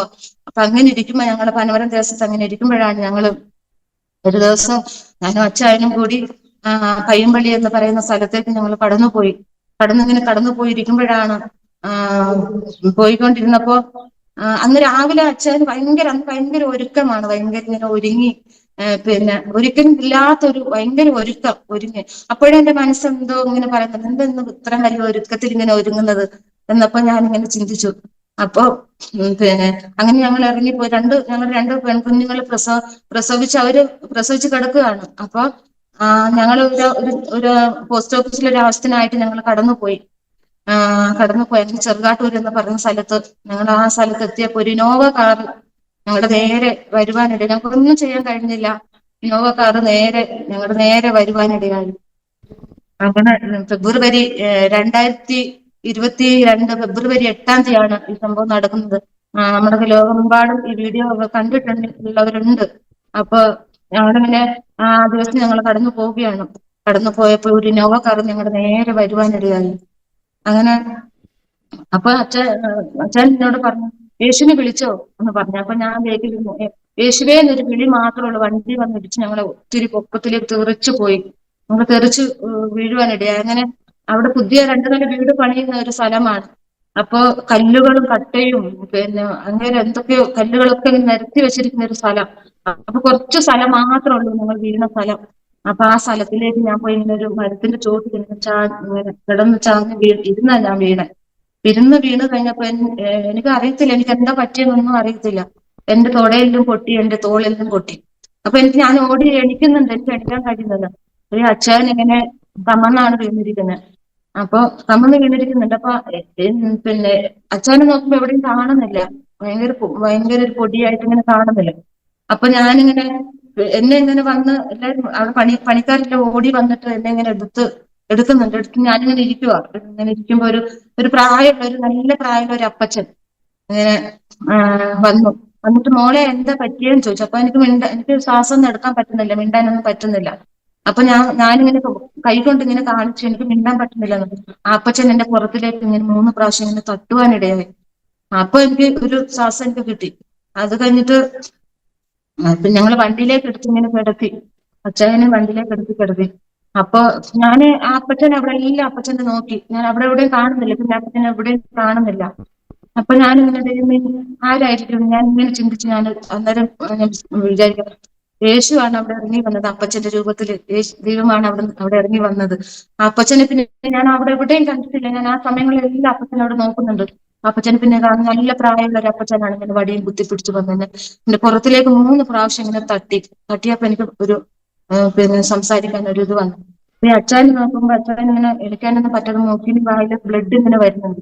എന്താ പറ്റിയെന്നൊന്നും അറിയില്ല, അങ്ങനെ ബ്ലഡ് വരുന്നുണ്ട്. അങ്ങനെ ഞങ്ങളെ പിന്നെ അവിടെ അടുത്തുള്ള ഒരു വണ്ടിയിൽ കയറ്റി അവര്. ഞങ്ങളുടെ വണ്ടിയെല്ലാം പൊടിയായി പോയി, വണ്ടി ഒന്നുമില്ല. അങ്ങനെ പിന്നെ ഞങ്ങൾ അവിടുന്ന് പിന്നെ പിന്നെ മാനന്തവാടി ഹോസ്പിറ്റലിലേക്ക്, മെഡിക്കൽ കോളേജിലേക്ക് കൊണ്ടുപോയി. അവിടെ കൊണ്ടുപോയിട്ട് ഞങ്ങളൊരു 8 മണി വരെ ഞങ്ങൾ അവിടെ കിടത്തി. അവിടെ കിടത്തിട്ട് ഞങ്ങൾക്ക് ഭയങ്കര സീരിയസ് ആയി കഴിഞ്ഞപ്പോ ഈ കോഴി മുറിച്ചിട്ട് ഇങ്ങനെ പെടയുന്ന പോലെ കരിയൊക്കെ പെടയാൻ തുടങ്ങി. അങ്ങനെ അവിടുന്ന് പിന്നെ കോഴിക്കോട് നിന്ന് മെഡിക്കൽ കോളേജിലേക്ക് ഞങ്ങളെ മാറ്റി. അങ്ങനെ പോയിക്കൊണ്ടിരുന്ന സമയത്ത് അച്ചായൻ ഭയങ്കര ശ്വാസം മുട്ടും, ഭയങ്കര പ്രയാസമായി, സീരിയസ് ആയി. അങ്ങനെ മിംസ് ഹോസ്പിറ്റലിലേക്ക് അച്ചായനെ അവിടേക്ക് പെട്ടെന്ന് തന്നെ ആ ഹോസ്പിറ്റലിലേക്ക് ആക്കി. അവിടെ ചെന്ന് നോക്കുമ്പോ അച്ചായന്റെ ഇടുപ്പെല്ലാം ഊരി, കാലൊക്കെ വേഗോട്ട് തിരിഞ്ഞ് വല്ലാത്ത ഒരവസ്ഥയില് ഇടുപ്പെല്ല് പൊട്ടി. പിന്നെ കിഡ്നി രണ്ടും കലങ്ങിപ്പോയി, ബ്ലഡ് വരുന്ന ഒരവസ്ഥ. അങ്ങനെ സീരിയസ് ആയിട്ട് ഞങ്ങൾ 2 പേരും ഐസിയുല് 1 മാസത്തോളം ഞങ്ങൾ ഐസിയുല് കിടക്കുവാനിടയായി. 2 പേരും ഐസിയുല് കിടന്നു. അങ്ങനെ അത് കഴിഞ്ഞിട്ട് തിരിച്ച് ഞങ്ങൾ ചർച്ചിൽ തന്നെ വരുവാനിടയായി. വലിയനായ ദൈവം ഞങ്ങളെ ഇത്രത്തോളം ഞങ്ങൾ ബലപ്പെടുന്ന ആ സമയത്തൊക്കെ ഒരു ദൈവത്തിന്റെ വചനം എന്നോട് ഇടപെട്ടത് യിരെമ്യാവിന്റെ പുസ്തകം 18-ാം അധ്യായം 1-ാം വാക്യം എന്നെ വളരെയധികം എന്നെ ചിന്തിപ്പിക്കുവാനിടയായി. ഞാൻ ആ വചനം ഞാൻ വായിക്കുവാൻ ആഗ്രഹിക്കുന്നു.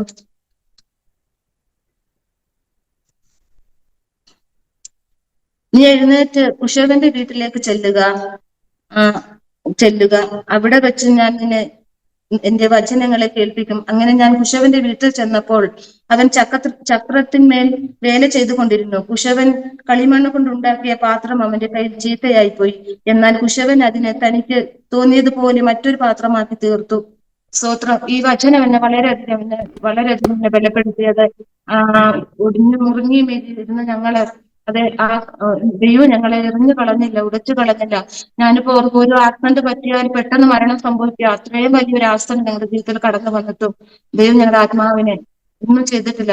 ദൈവം അത് ഞങ്ങൾക്ക് ഈ കുശവന്റെ കയ്യിൽ ആ കളിമണ്ണ് കൊടുത്തപ്പോൾ ആ കുശവൻ ആ കളിമണ്ണിനെ അതിന് ഇഷ്ടമുള്ള ഒരു പാത്രമാക്കി തീർക്കുവാൻ ഇടയായി. അതുപോലെ ദൈവം ഞങ്ങളുടെ ഇഷ്ടമുള്ള ഒരു പാത്രമാക്കി ദൈവം നിർത്തിയിരിക്കുക. ഈ ഒരു വചനം വളരെയധികം ചിന്തിപ്പിക്കുവാൻ ഇടയായി. ആ കുശവന്റെ കയ്യിൽ ആ കളിമണ്ണ് പോലെ ആ കുശവൻ ആ കളിമണ്ണ് പണിത് നല്ലൊരു പാത്രമാക്കി തീർത്തതുപോലെ ഞങ്ങൾ വളരെ ഒടിഞ്ഞു മുറിഞ്ഞിയും ഒക്കെ ഇരുന്നവരായ ആ ഒരവസ്ഥയിൽ ദൈവം ഞങ്ങളെ ഇത്രത്തോളം ബലപ്പെടുത്തി. അങ്ങനെ ഞങ്ങള് 10 വർഷത്തോളം ഞങ്ങൾ പനമരം എന്ന സ്ഥലത്ത് ഞങ്ങള് കർത്താവിന്റെ വേലയിലായിരുന്നു. അവിടുന്ന് പിന്നെ ഞങ്ങൾക്ക് മാറ്റം വന്നു. അങ്ങനെ ഞങ്ങൾ കാട്ടിക്കുളം എന്ന് പറഞ്ഞ സ്ഥലത്ത് ഇപ്പോൾ കാട്ടിക്കുളം എന്ന് പറഞ്ഞ ട്രൈബൽ മിഷൻ ചർച്ചിലാണ് ഇപ്പൊ ഞങ്ങൾ ആയിരിക്കുന്നത്. അവിടെയും ഒത്തിരി 10-40ഓളം പേര് അവിടെയും കടന്നു വരുന്നുണ്ട്. അവിടെ വരുന്നത് കാട്ടുനായ്ക്ക വിധത്തിലുള്ളവരാണ് അധികം അവിടെ കടന്നു വരുന്നത്. അവര് കാടിന്റെ ഉള്ളിലാണ് അവർ താമസിക്കുന്നത്. നമ്മൾ കടന്നു ചെല്ലുമ്പോൾ തന്നെ അവർക്ക് ഭയങ്കര ഭയമാണ്, അവർ ഓടി ഒളിക്കും. അങ്ങനെ ഒരു അവസ്ഥയില് അപ്പൊ ഞാനും അങ്ങനെ ചിന്തിച്ചു, ഞാനും അങ്ങനെ ആയിരുന്നു. ദേവദാസന്മാര് വീട്ടിലേക്ക് വരുമ്പോൾ ഞാനും അങ്ങനെ ആയിരുന്നു. ഓടി ഒളിക്കും, കാരണം എന്തെന്നറിയില്ല, അങ്ങനെ ഓടി ഒളിക്കുന്ന ഒരു അവസ്ഥ എന്റെ ജീവിതത്തിലും ഉണ്ടായിരുന്നു. അപ്പൊ നമ്മളിപ്പോ കോളനിയിൽ കടന്നു ചെല്ലുമ്പോൾ മറ്റുള്ളവരങ്ങനെ ഓടി ഒളിക്കുമ്പോഴൊക്കെ എന്റെ അവസ്ഥകൾ, പഴയ അവസ്ഥകളൊക്കെ ഞാനിങ്ങനെ ഓർക്കാറുണ്ട്.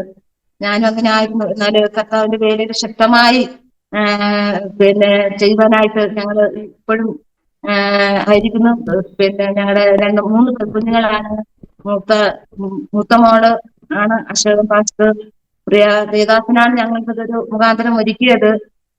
കാരണം എനിക്ക് വളരെ ആഗ്രഹമുണ്ടായിരുന്നു ഇങ്ങനെ പ്രിയ ദേവദാസന്റെ ചാനലിൽ ഞാൻ ഒത്തിരി സാക്ഷ്യങ്ങൾ എപ്പോഴും ഞാനിങ്ങനെ കേൾക്കും. അപ്പോഴൊക്കെ ഞാനിങ്ങനെ വിചാരിക്കും, ദൈവമേ എനിക്കൊരു സാക്ഷ്യം പറയാൻ ഒരു അവസരം ദൈവം ഒരുക്കിയായിരുന്നെങ്കിൽ. ഞാനിങ്ങനെ ചിന്തിക്കുമായിരുന്നു, വലിയവനായ ദൈവം ഇങ്ങനെ ഒരു സാക്ഷ്യം പറയാനായിട്ട് ഒരുക്കിയതിനായിട്ട് ദൈവത്തിന് നന്ദിയോടെ സ്തോത്രം ചെയ്യുകയാണ്. ഞങ്ങളുടെ 2ാമത്തെ മോളും കർത്താവിന്റെ വേലയിലായിരിക്കുന്നു.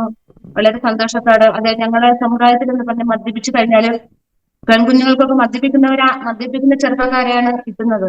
പക്ഷേ ഞങ്ങളുടെ പിന്നെ കുഞ്ഞുങ്ങളൊക്കെ ദൈവത്തിന്റെ ദാസന്മാര് അല്ലെങ്കിൽ മദ്യപിച്ച് ഞങ്ങളുടെ ആൾക്കാർ തന്നെ മദ്യമൊക്കെ നിർത്തി വളരെ സാക്ഷ്യത്തോടെ നിന്ന് ഇരിക്കുന്ന ഞങ്ങളുടെ രണ്ട് പെൺകുഞ്ഞുങ്ങളുടെയും പിന്നെ ചെക്കന്മാര് അവര് ഒരാള് ബൈബിൾ ഞങ്ങളുടെ ഭാഷയിൽ ട്രാൻസ്ലേഷൻ ചെയ്യുന്നുണ്ട്. പിന്നെ വളരെ ശക്തമായ വേലയില് ഞങ്ങളുടെ കുഞ്ഞുങ്ങളായാലും ഞങ്ങളുടെ അയൽവക്കക്കാരൊക്കെ ഞങ്ങൾ നോക്കുവാണെങ്കിൽ അവർ മദ്യപിച്ചും പുകവലിച്ചും വഴക്ക് ഞങ്ങളുടെ കോളനികളിലൊക്കെ ഇപ്പോഴാണെങ്കിലും കടന്നു ചെന്നാലും വളരെ അന്തരീക്ഷം ഒരു ആർക്കും അവർ രക്ഷപ്പെടുത്താൻ കഴിയില്ല. പക്ഷെ യേശു അവരുടെ ഉള്ളിൽ കടന്നാൽ മാത്രമേ രക്ഷപ്പെടുകയുള്ളൂ. അതെനിക്ക് തീർച്ചയായും അറിയാം. എന്റെ ജീവിതം അങ്ങനെയായിരുന്നു. ഞാൻ പലപ്പോഴും മരിക്കാനായിട്ട് കടന്നു പോയിട്ടുണ്ട്. അച്ഛൻ കുടിച്ചിട്ട് വന്നിട്ട് ഭയങ്കര വഴക്കുണ്ടാക്കുമ്പോഴൊക്കെ വാകത്തി എടുക്കും, അല്ലെങ്കിൽ പിന്നെ കൊടാലി എടുക്കും. അങ്ങനെ ഒരു അവസ്ഥയായിരുന്നു. അപ്പോഴൊക്കെയും ഞാൻ ഓർക്കാറുണ്ട്, എന്റെ ജീവിതം അങ്ങനെയായിരുന്നു, എവിടെ പോയി ഞാൻ രക്ഷപ്പെടും. നമ്മുടെ വയനാട് ജില്ലയിലെ ഏറ്റവും വലിയൊരു ഉത്സവമാണ് വള്ളിയൂർക്കാവ് ഉത്സവം. ആ ഉത്സവത്തിനൊക്കെ ഞങ്ങൾ കടന്നു പോകുന്നത് ഒത്തിരി മദ്യപിച്ചിട്ടാണ് കടന്നു പോകുന്നത്. ആ മദ്യപിച്ച് അമ്പലത്തിലേക്ക് കടന്നു പോകും.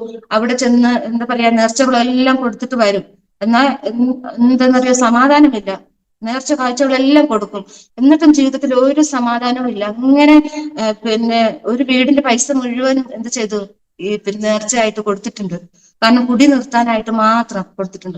അപ്പോഴൊക്കെ ചിന്തിച്ചു, ദൈവമേ എവിടെ കൊണ്ടുപോയിട്ട് ഞാൻ ചേട്ടായിനെ രക്ഷപ്പെടുത്തും എന്ന് ഞാനിങ്ങനെ ചിന്തിച്ചിട്ടുണ്ട്. പക്ഷെ ദൈവത്തിന്റെ ദാസന്മാരെ ദൈവം ഞങ്ങളുടെ ദേശത്ത് അയച്ചു. റേബൽ മിഷന്റെ പ്രവർത്തനം ഞങ്ങളുടെ വയനാട്ടിൽ വളരെ അനുഗ്രഹമാണ്. അവര് ഇപ്പോ ഡി അഡിഷൻ ക്യാമ്പ് നമ്മുടെ ആദിവാസികളായിരിക്കുന്ന സഹോദരങ്ങൾക്ക് ഡി ക്യാമ്പ് വെച്ചിട്ടുണ്ട്. ആ ക്യാമ്പിൽ ഒത്തിരി അനേകര് അവിടെ വന്ന് കുടി നിർത്തി വളരെ സാക്ഷ്യത്തോടെ ഒത്തിരി പേര് കുടുംബജീവിതം തകർക്കപ്പെട്ടത്. ഞങ്ങളുടെ കോളനിയിലൊക്കെ ചെന്നാല് ഭാര്യയും ഭർത്താവും മദ്യപിച്ച് എന്താ പറയാ, കുഞ്ഞുങ്ങൾക്ക് ഒരു ഭക്ഷണമില്ലാതെ വസ്ത്രമില്ലാതെ അങ്ങനെ ഒരു സാഹചര്യത്തിലാണ് ഞങ്ങൾ ജീവിക്കുന്നത്. ഒത്തിരി ഞങ്ങളുടെ കുടുംബക്കാരൊക്കെ ആണെങ്കിലും ഇപ്പൊ എന്റെ സഹോദരങ്ങളാണെങ്കിലും എന്റെ മൂത്ത ചേട്ടന് വളരെ എതിർപ്പായിരുന്നു. എന്നോട് വളരെ എതിർപ്പായിരുന്നു.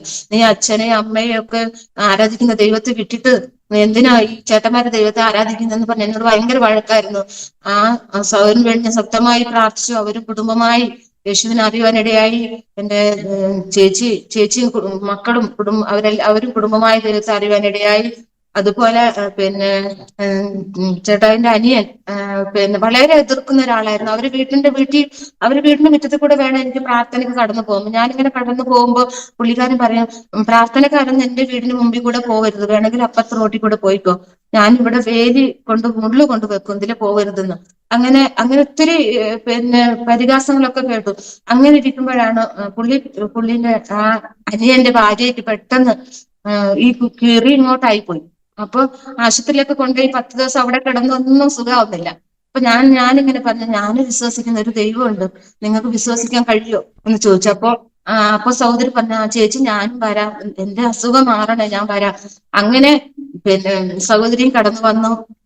അങ്ങനെ അവര് കുടുംബമായിട്ട് കർത്താവിലേക്ക് വന്നു. ഭയങ്കര എതിർപ്പായിരുന്നു, അനിയന് ഭയങ്കര എതിർപ്പായിരുന്നു, പ്രാർത്ഥിക്കുമ്പോ ഭയങ്കര എതിർപ്പായിരുന്നു. അങ്ങനെ അനിയനൊരു പിന്നെ കുർബാദ്വീപിൽ ഒരു ജോലിയൊക്കെ ഉണ്ടായിരുന്നു. ജോലിയൊക്കെ റിസൈൻ ചെയ്ത് കർത്താവിന്റെ വേലയിൽ ഇപ്പൊ പാസ്റ്ററാണ്. പുൽപ്പള്ളി എന്ന് പറഞ്ഞ സ്ഥലത്ത് ട്രൈബൽ മിഷനിൽ പാസ്റ്ററായിട്ട് വർക്ക് ചെയ്തു. ദൈവത്തിന്റെ സ്തോത്രം, ദൈവത്തിന്റെ സ്തോത്രം. എത്ര നല്ല അനുഭവങ്ങളാ കേട്ടത് സിസ്റ്ററെ. പാസ്റ്റർ കണ്ണു നടയുന്നുണ്ടല്ലോ. അതെ. അങ്ങനെ ഞങ്ങള് പിന്നെ മുത്തങ്ങ സമരത്തിൽ ഞങ്ങളൊരു പങ്കാളികളാണ്. മുത്തങ്ങ സമരത്തിന് ഞങ്ങള് പിന്നെ 2003 ഞങ്ങള് അന്നേരം 2003 ദൈവത്തെ അറിഞ്ഞിട്ടില്ലായിരുന്നു. അപ്പൊ ഞങ്ങൾ ഈ മുത്തങ്ങ സമരത്തിന് ഞങ്ങള് കടന്നുപോയി. അവിടെ സ്ഥലം കിട്ടുമെന്ന് ഓർത്ത് ഞങ്ങൾ കടന്നു പോയതാണ്. അപ്പൊ അവിടെ ചെന്ന് കഴിഞ്ഞപ്പോഴാണ് ഭയങ്കര പിന്നെ വല്ലാത്തൊരു പിന്നെ അന്തരീക്ഷം. അവിടെ വെടിവെപ്പും ഭയങ്കര, അതിലൊക്കെ ഞങ്ങൾ ആ സമയത്തൊക്കെ ഞങ്ങൾ അവിടെ ഉണ്ടാവും. വെടിവെച്ച സമയത്തൊക്കെ ഞങ്ങളുടെ പിന്നെ അച്ഛനായിട്ട് മരിച്ചു. മുത്തങ്ങ സമരത്തിൽ മരിച്ച ജോഗി ഞങ്ങളുടെ ബന്ധുവായിട്ട് വരും. അപ്പൊ ആ സമയത്തൊക്കെ ഞങ്ങൾ ഉണ്ടാവും. ഞങ്ങളുടെ ചെറിയ മോക്ക് 1.5 വയസ്സായിരുന്നു ഞങ്ങൾ ആ മുത്തങ്ങ സമരത്തിന് പോകുമ്പോ. അപ്പോൾ ഞങ്ങള് 2 ദിവസം കാട്ടിൽ കിടന്നു. കാട്ടിന്റെ ഉള്ളിൽ 2 ദിവസം ഞങ്ങൾ കിടന്നു. പിന്നെ അതെ, ആ ഗോത്രമഹാസഭ CK ജാനു അല്ലേ? മഹാസഭ അതിനകത്തൊക്കെ നിങ്ങള് പങ്കെടുത്തു, മുത്തങ്ങ സമരത്തിലൊക്കെ? മുത്തങ്ങ സമരത്തിൽ പങ്കെടുത്ത വെടിവെപ്പിന്റെ സമയത്ത് ഞങ്ങൾ അവിടെ ഉണ്ട്. ഒരു വെടി ഇങ്ങനെ വെച്ചപ്പോ എന്റെ കാലിന്റെ പിന്നെ നെറ്റിന്റെ ഇതിലൂടെ ഇങ്ങനെയാ പോയെ. അതിനൊക്കെ എന്നിട്ട് എന്നെ വലിച്ചിങ്ങനെ ഇടുവാനിടേ, അത് കാരണം രക്ഷപ്പെട്ടു. അത് കഴിഞ്ഞിട്ട് പിന്നെ അച്ഛന് ജയിലിൽ 1 മാസം ജയിലിൽ കിടന്നു. മുത്തങ്ങ സമരവുമായിട്ട് ബന്ധത്തിലോ? മുത്തങ്ങ സമരത്തിൽ 1 മാസം ജയിലിൽ കിടന്നു. ആഹാ, അത് പിന്നെ ശരി. ചെറിയ മോള് ചെറിയ 1.5 വയസ്സായിരുന്നു. അപ്പൊ കുഞ്ഞിനെ എടുത്തിട്ട് ഞങ്ങൾ കാട്ടിൽ കൂടെ ഒത്തിരി 10-12 പേരോളം ഞങ്ങൾ കാട്ടിൻ്റെ ഉള്ളിൽ കുടുങ്ങിപ്പോയി ഞങ്ങള് രാത്രിയില്. അപ്പൊ ഇങ്ങനെ ആനയും കടുവയും ഒക്കെ ഭയങ്കര ദൈവത്തിന്റെ എന്തോ പദ്ധതി ഉണ്ടായിരുന്നു. അതുകൊണ്ടാണ് ഞങ്ങൾ അവിടെ നിന്നൊക്കെ രക്ഷപ്പെട്ടത്. C K C K Janu ഒക്കെ ഒരു ഇതുപോലെ തന്നെ ട്രൈബൽ അല്ലേ, വയനാട്ടിന്റെ ബാക്ക്ഗ്രൗണ്ടിലുള്ള. അവർക്കൊന്നും പക്ഷെ വിശ്വാസവുമായിട്ടുള്ള ബന്ധമുണ്ടോ? ഇല്ല ഇല്ല. ഞങ്ങളുടെ ഗോത്രത്തിലുള്ള ആള്, ഞങ്ങളുടെ അടിയ ഗോത്രത്തിലുള്ള ആളാണ് ജാനി ചേച്ചി. ജാനി ചേച്ചിയുടെ കൂടെയാണ് ഞങ്ങള് മുത്തങ്ങ സമരത്തിലേക്ക് പങ്കെടുത്തത്. പക്ഷെ അവിടെ നിന്ന് ഞങ്ങൾക്കൊരു സമാധാനം ഇല്ല. പക്ഷെ യേശു ഞങ്ങളുടെ ഉള്ളിലേക്ക് വന്നു കഴിഞ്ഞപ്പോൾ ദൈവത്തിന് സ്തോത്രം. ഞങ്ങൾക്ക് ജീവിതത്തിൽ ഒത്തിരി മാറ്റം വരുവാനായിട്ട് ഞങ്ങൾ പിന്നെ ഞങ്ങളുടെ ദേശക്കാരൊക്കെ ഞങ്ങളുടെ മാറ്റം കണ്ടു കഴിഞ്ഞപ്പോൾ അവർക്ക് വളരെ സന്തോഷമായി. ഒത്തിരി പേര് രക്ഷയുടെ അനുഭവത്തിലേക്ക് വരുവാനിടയായി. ഞങ്ങളുടെ കുടുംബക്കാരൊക്കെ ഒത്തിരി പേര് വന്നു. അതെ, പാസ്റ്റർ എന്തോന്ന് പറഞ്ഞില്ല ഇടയ്ക്ക് മുത്തങ്ങ സമരത്തിന്റെ കാര്യം പറഞ്ഞപ്പോ? അറ്റാക്ക് വന്ന സമയത്ത് വെടിയൊക്കെ വന്നപ്പോ കൊച്ചിനെ എടുത്ത് സഹോദരനെ കുട്ടി ഞാൻ ഓടുക. കാട്ടിനകത്തേക്ക് ഓടുന്ന സമയത്ത് രാത്രി ഒരു 12 മണിയായിട്ടുണ്ടാവും. അപ്പോ ആനയും അതുപോലെ കാട്ടുമൃഗങ്ങളൊക്കെ ഇങ്ങനെ ഞങ്ങളുടെ ഈ ആൾക്കാർ പോകുന്നത് കണ്ടിട്ട് ഭയങ്കര ശബ്ദങ്ങളൊക്കെ ഉണ്ടാക്കാൻ ഞങ്ങളിങ്ങനെ ഓടി. ഞാൻ ഈ കൊച്ചിന് 1.5 വയസ്സുണ്ട്. കൊച്ചിനെ ഞാൻ തോർത്തിട്ട് മൂടി മുഖമൊക്കെ മൂടിയിട്ട് ഇങ്ങനെ പിടിച്ച് ഓടുക. എന്നിട്ട് വലിയൊരു മരക്കുറ്റിക്ക് ചവിട്ടിയപ്പോഴത്തേക്കും ഞാൻ തീർച്ചയായും പോയി. ഈ കൊച്ചിനെ വിട്ടിട്ടില്ല. കൊച്ചയും പിടിച്ച് മറിഞ്ഞു വീണ്. അങ്ങനെ ഞങ്ങള് രാത്രി വേറൊരു കാട്ടിലേക്ക് കയറി. അവിടുന്ന് കടന്നു പോകുമ്പോൾ ഒരു കണ്ണു കാണാത്ത ഒരു അപ്പച്ചനും അമ്മച്ചിയും കാട്ടിനകത്ത് കുടുങ്ങി കിടക്കുക, കാഴ്ചയില്ല. അങ്ങനെ ആ അപ്പച്ചനും ഞങ്ങൾ ആനെന്ന് വിചാരിച്ചു നോക്കുമ്പോണ്ട് ഈ അപ്പച്ചനും അമ്മച്ചിക്ക് അക്കരെ കയറാൻ പറ്റുന്നില്ല, കണ്ണു കാണും. ഇവരടുത്തേക്ക് ഞങ്ങൾ എത്തിച്ചത്. പിന്നെ അവരെയും കൂട്ടി ഞങ്ങൾ ഒരു പുഴയുണ്ട്, ആ പുഴയുടെ അടുത്ത് എത്തിയപ്പോ അദ്ദേഹം കണ്ണിങ്ങനെ ധ്യാനിച്ചുകൊണ്ട് പറയാം, ഈ പുഴയുടെ അക്കരെ കടന്നാൽ ഒരു വയലാണ്, ആ വയലിന്റെ അക്കരെ കടന്നാൽ ഫോറസ്റ്റ് ആണ്, അതിന്റെ അകത്തുനിന്ന് ഒരു റോഡുണ്ട്, ആ റോഡ് കടന്നാൽ പിന്നെ ഒരു വയലാണ്, അതിന്റെ അക്കരെയാണ് ഞങ്ങളുടെ വീട്, നമുക്ക് അങ്ങോട്ട് പോകാൻ. അങ്ങനെ ഞങ്ങളെ അദ്ദേഹം ഇങ്ങനെ ഓരോ വഴി പറഞ്ഞു തരുന്നതിനനുസരിച്ച് ഞങ്ങൾ ഇങ്ങനെ പോയി അവരുടെ ഓൺലൈനിലെത്തി. അങ്ങനെ അവിടെ നിന്നാണ് ഞങ്ങൾ പിന്നെ പിരിഞ്ഞും ഞങ്ങളുടെ ഭവനത്തിലേക്ക് എത്തുന്നത്. പിന്നെ പോലീസ് പിടിച്ചു, ജയിലിൽ കിടന്നു 1.5 മാസം. പിന്നെ അവിടുന്ന് തിരിച്ചു വന്നിട്ടാണ് ഞാൻ യേശുവിനെ അറിയുന്നത്. എത്ര പേരുണ്ടായിരുന്നു ജയിലിൽ? പിടിച്ചവരിൽ എത്ര പേരെ ജയിലിൽ കൊണ്ടുപോയി? എങ്ങനെ എത്ര പേര് ജയിലിൽ പോകേണ്ടി വന്നു ആ സമരവുമായിട്ടുള്ള ബന്ധത്തില്? ഒരു 10-30 ആൾക്കാർ ജയിലിൽ തന്നെ കിടന്നു 1.5 മാസം. പിന്നെ എന്തായാലും അത് കേരളത്തിലെ ഒരു വലിയ ചരിത്രമാണ് മുത്തങ്ങ സമരം എന്ന് പറയുന്നത്, അല്ലേ? അതെ. ഒത്തിരി പേര് മരണപ്പെട്ടു. ഒരുപാട് ആളുകൾ എന്റെ കൂടെ ഉണ്ടായിരുന്ന ആളുകളൊക്കെ മരണപ്പെട്ടു. അവർക്ക് ഒത്തിരി അടിയൊക്കെ കിട്ടിപ്പോയി. ഉപദ്രവിച്ച് ഒരുപാട് മർദ്ദനേറ്റ് ഒരുപാട് ആളുകൾ മരിച്ചു. ഇപ്പോ അവരുടെ മക്കളൊക്കെ വലുതായി അങ്ങനെ ഉണ്ട്. ഞങ്ങളുടെ കുടുംബമായിട്ട് ദൈവം സൂക്ഷിച്ചു എന്തോ ഒന്നും അറിയത്തില്ല. ദൈവത്തിന് ഒരു പ്ലാൻ ഉണ്ടായിരുന്നു. അതുകൊണ്ട് ഇന്ന് നിങ്ങൾക്ക് നിങ്ങളുടെ തന്നെ ഗോത്ര സമൂഹത്തിനിടയിൽ കർത്താവിന്റെ വേല ചെയ്യാൻ പറ്റുന്നു. ആ സമൂഹത്തിന്റെ ഒരു ഉദാഹരണം, അവരുടെ ഒരു നല്ല ഭാവിയൊക്കെയായിരുന്നു നിങ്ങളുടെ എല്ലാം സ്വപ്നം, അല്ലേ? അതിനുവേണ്ടി ഒരു വലിയ ജീവിത സമരമാണ്. കാരണം സമരം ചെയ്തത് അത് കിട്ടി, ഭൂമിയൊക്കെ കിട്ടിയിട്ടുണ്ട്. ഒത്തിരി ആളുകൾ കിട്ടി, ഭൂമിയൊക്കെ കിട്ടി. ഇല്ലാത്തതാണ് പകുതി ആളുകൾ. ഞങ്ങളതെല്ലാം വിട്ടു. ഞങ്ങൾക്കൊക്കെ സ്ഥലം നമുക്ക് വേണ്ടെന്ന് വെച്ചു. ഞങ്ങള് അവിടെ ഉരുൾപൊട്ടുന്നതായിട്ടൊരു സ്ഥലമാണ് ഞങ്ങൾക്ക് കിട്ടിയത്. ഞങ്ങൾ അതൊന്നും വേണ്ടെന്ന് വെച്ചു. കർത്താവിന് വേണ്ടിയിട്ട് ഇനി മേപ്പാടി എന്ന് പറയുന്ന സ്ഥലത്ത് എനിക്ക് ഒരു 1 ഏക്കർ സ്ഥലം ഗവൺമെന്റിന് പാസ്സായി. പക്ഷെ അത് വലിയ മലയാണ്, അവിടെ വീട് വെക്കാൻ പറ്റത്തില്ല, വെള്ളത്തിനൊക്കെ ബുദ്ധിമുട്ട്. അതുകൊണ്ട് ഞങ്ങളിപ്പോ പോയിട്ടില്ല. ഇപ്പൊ ഞങ്ങളുടെ സുവിശേഷ വേലയായിട്ട് ഇങ്ങനെ പോവാ. അതെ, അത് നിലവിലുണ്ട്. നിലവിൽ സ്ഥലമുണ്ട്. ഉണ്ട്. ഭയങ്കര ജീവിതാനുഭവങ്ങളാണല്ലോ. ആ. അതെ പിന്നെ പാസ്റ്ററെ, ആ ഒരു ആക്സിഡന്റ് ഉണ്ടായില്ലേ, സിസ്റ്ററുടെ കാലും തോളലും ഒക്കെ ഒടിഞ്ഞു അല്ലേ? അതെ. പാസ്റ്റർക്ക് എന്തോ പറ്റിയതാ, എന്തോ പരുക്കാ പറ്റിയത്?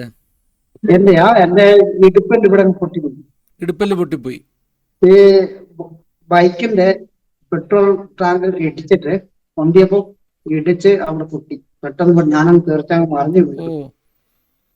അപ്പൊ ഇത് പൊട്ടി കഴിഞ്ഞപ്പോ എന്റെ കാല് കണ്ടണം പുറകോട്ട് ഊരിട്ട്. ഇപ്പോഴും എനിക്ക് അതിന്റെ ഹേമം ഉണ്ടോ ശരീരത്തിന്? അങ്ങനെ ഇപ്പോഴും അതിന്റെ ഹേമം ശരീരത്തിനുണ്ടോ? ഒന്നുണ്ട്, നിലയ്ക്കുന്നുണ്ട്. എങ്കിലും രണ്ട് രണ്ട് രണ്ട് 2.5 വർഷം 3 വർഷമായി അല്ലേ? 3 വർഷമായി. 3 വർഷമായി. ഞാൻ ആ വീഡിയോ പ്രേക്ഷകരെ കാണിക്കാം, ലാസ്റ്റില്ല, ഈ വീഡിയോയുടെ അവസാനം ഞാൻ അത് കാണിക്കാം. കാരണം അത് ഒത്തിരി കേരളം മുഴുവൻ വൈറലായ ഒരു വീഡിയോ ആണ്. ഒരു വണ്ടി വന്ന ഒരു ഇന്നോവ വന്നിട്ട് സ്കൂട്ടർ യാത്രക്കാരെ ഇടിച്ച് തെറിപ്പിക്കുന്ന ഒരു CCTV പിക്ചർ. അത് വളരെ വൈറലായ ഒരു വീഡിയോ ആണ്. ഞാനത് ലാസ്റ്റിൽ പ്രേക്ഷകർക്ക് വേണ്ടി കാണിക്കാം. ദൈവം ഹോസ്പിറ്റലിൽ 1 മാസം ഉണ്ടായിരുന്നു, മേപ്പാടി. ആ ഹാ 1 മാസം അതെ. ഒത്തിരി ദൈവദാസന്മാരുടെ പ്രാർത്ഥന ഒരുപാട് കേരളം മൊത്തം ഞങ്ങൾക്ക് വേണ്ടി പ്രാർത്ഥന. കേരളത്തിലും വിദേശ രാജ്യങ്ങളിലും ഒക്കെ പ്രാർത്ഥന ഉണ്ടായിരുന്നു. അപ്പൊ എനിക്ക് കിഡ്നി വർക്കില്ലായിരുന്നു, കിഡ്നി വർക്കായില്ലായിരുന്നു. 4-ാമത്തെ ദിവസം അവർ ലാസ്റ്റ് സ്റ്റേജ് പറഞ്ഞു. അത് കഴിഞ്ഞ് അവർ ഡയാലിസ് ചെയ്ത് കഴിഞ്ഞിട്ട് കുറച്ചു നേരം കഴിഞ്ഞപ്പോൾ എന്റെ കിഡ്നി വർക്കായി. ഓ ശരി. വീട്ടുകാരിൽ തന്നെ പിന്നെ വീട്ടുകാരിൽ തന്നെ ഇരിക്കുമെന്നാ പറഞ്ഞായിരുന്നു ഡോക്ടർ.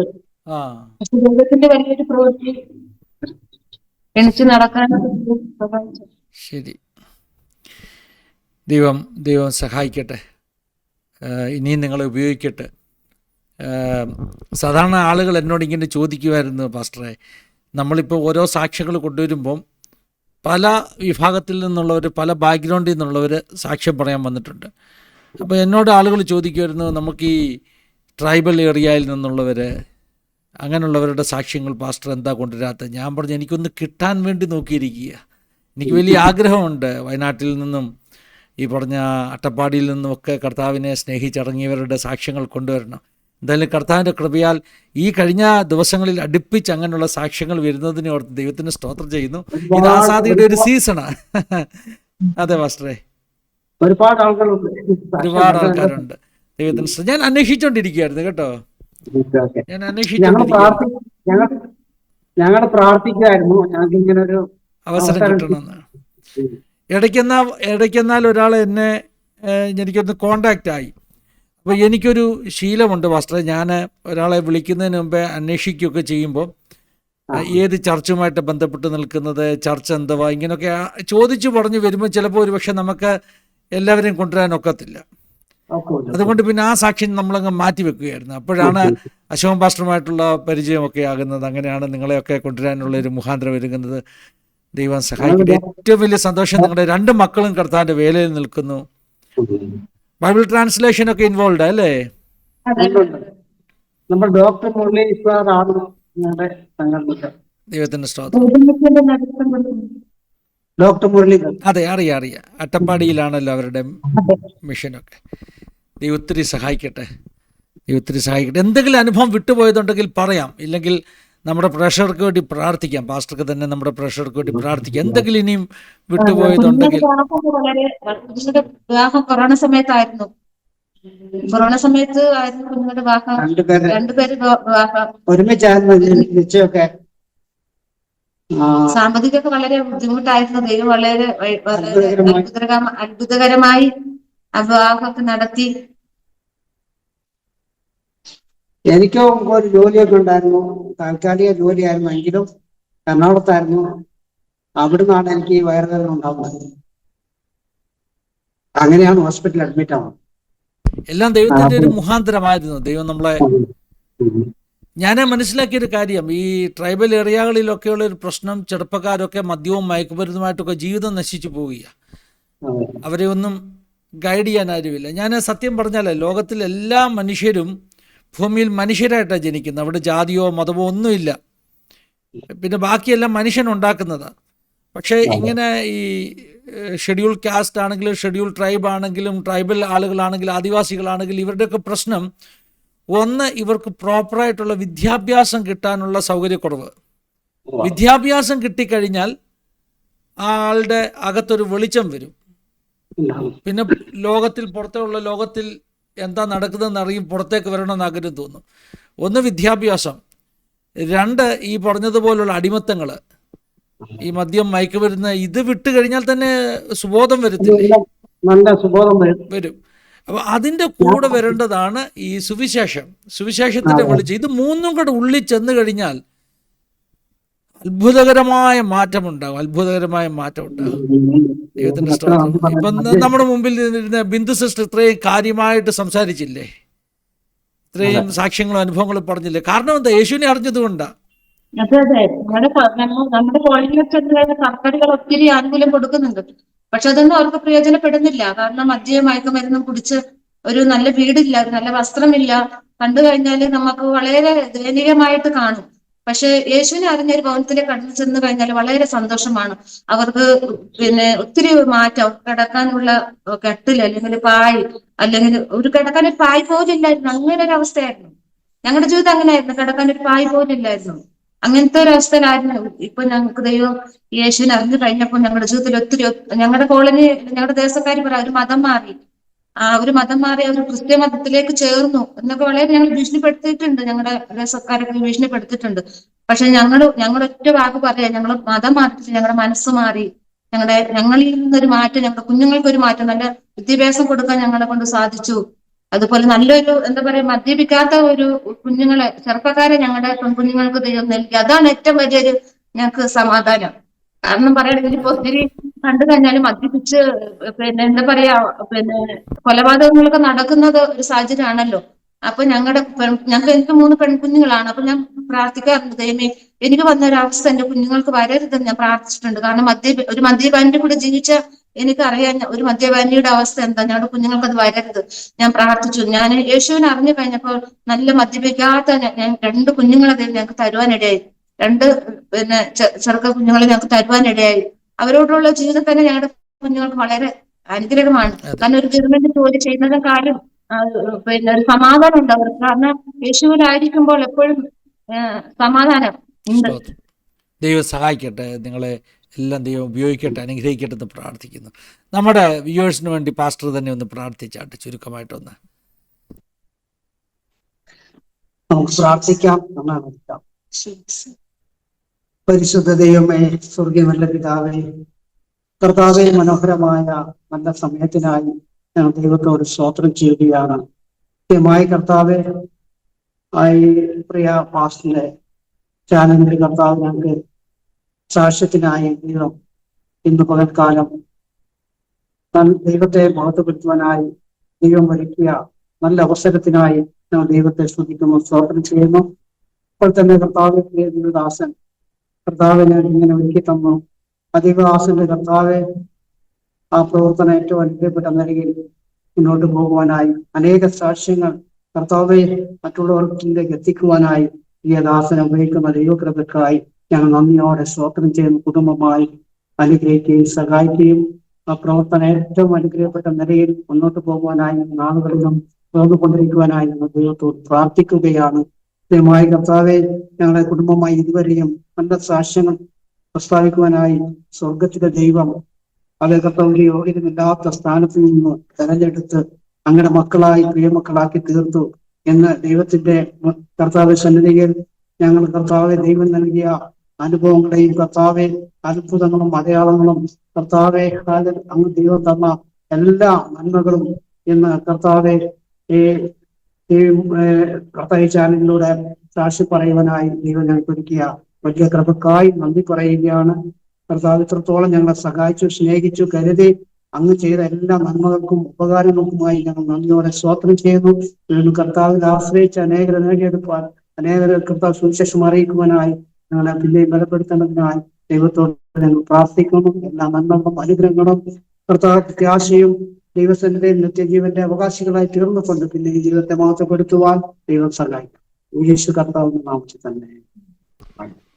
ആമേൻ ആമേൻ. പിതാപുത്ര പരിശുദ്ധാത്മാവാകുന്ന ത്രിയേക ദൈവത്തിൻ്റെ കൂട്ടായ്മ, സഹവാസം, കാവൽ നമ്മെല്ലാവരുടെ പേരിലും, പ്രത്യേകിച്ച് പ്രിയ പ്രസാദ് പാസ്റ്റർ തൻ്റെ കുടുംബം, വയനാട്ടിലുള്ള ട്രൈബൽ മിഷനുമായിട്ട് ബന്ധത്തിൽ വർക്ക് ചെയ്യുന്ന എല്ലാ പ്രിയമുള്ളവരുടെ പേരിലും ഇന്ന് മുതൽ എപ്പോഴും എന്നേക്കും ഉണ്ടായിരിക്കും മടക്കട്ടെ.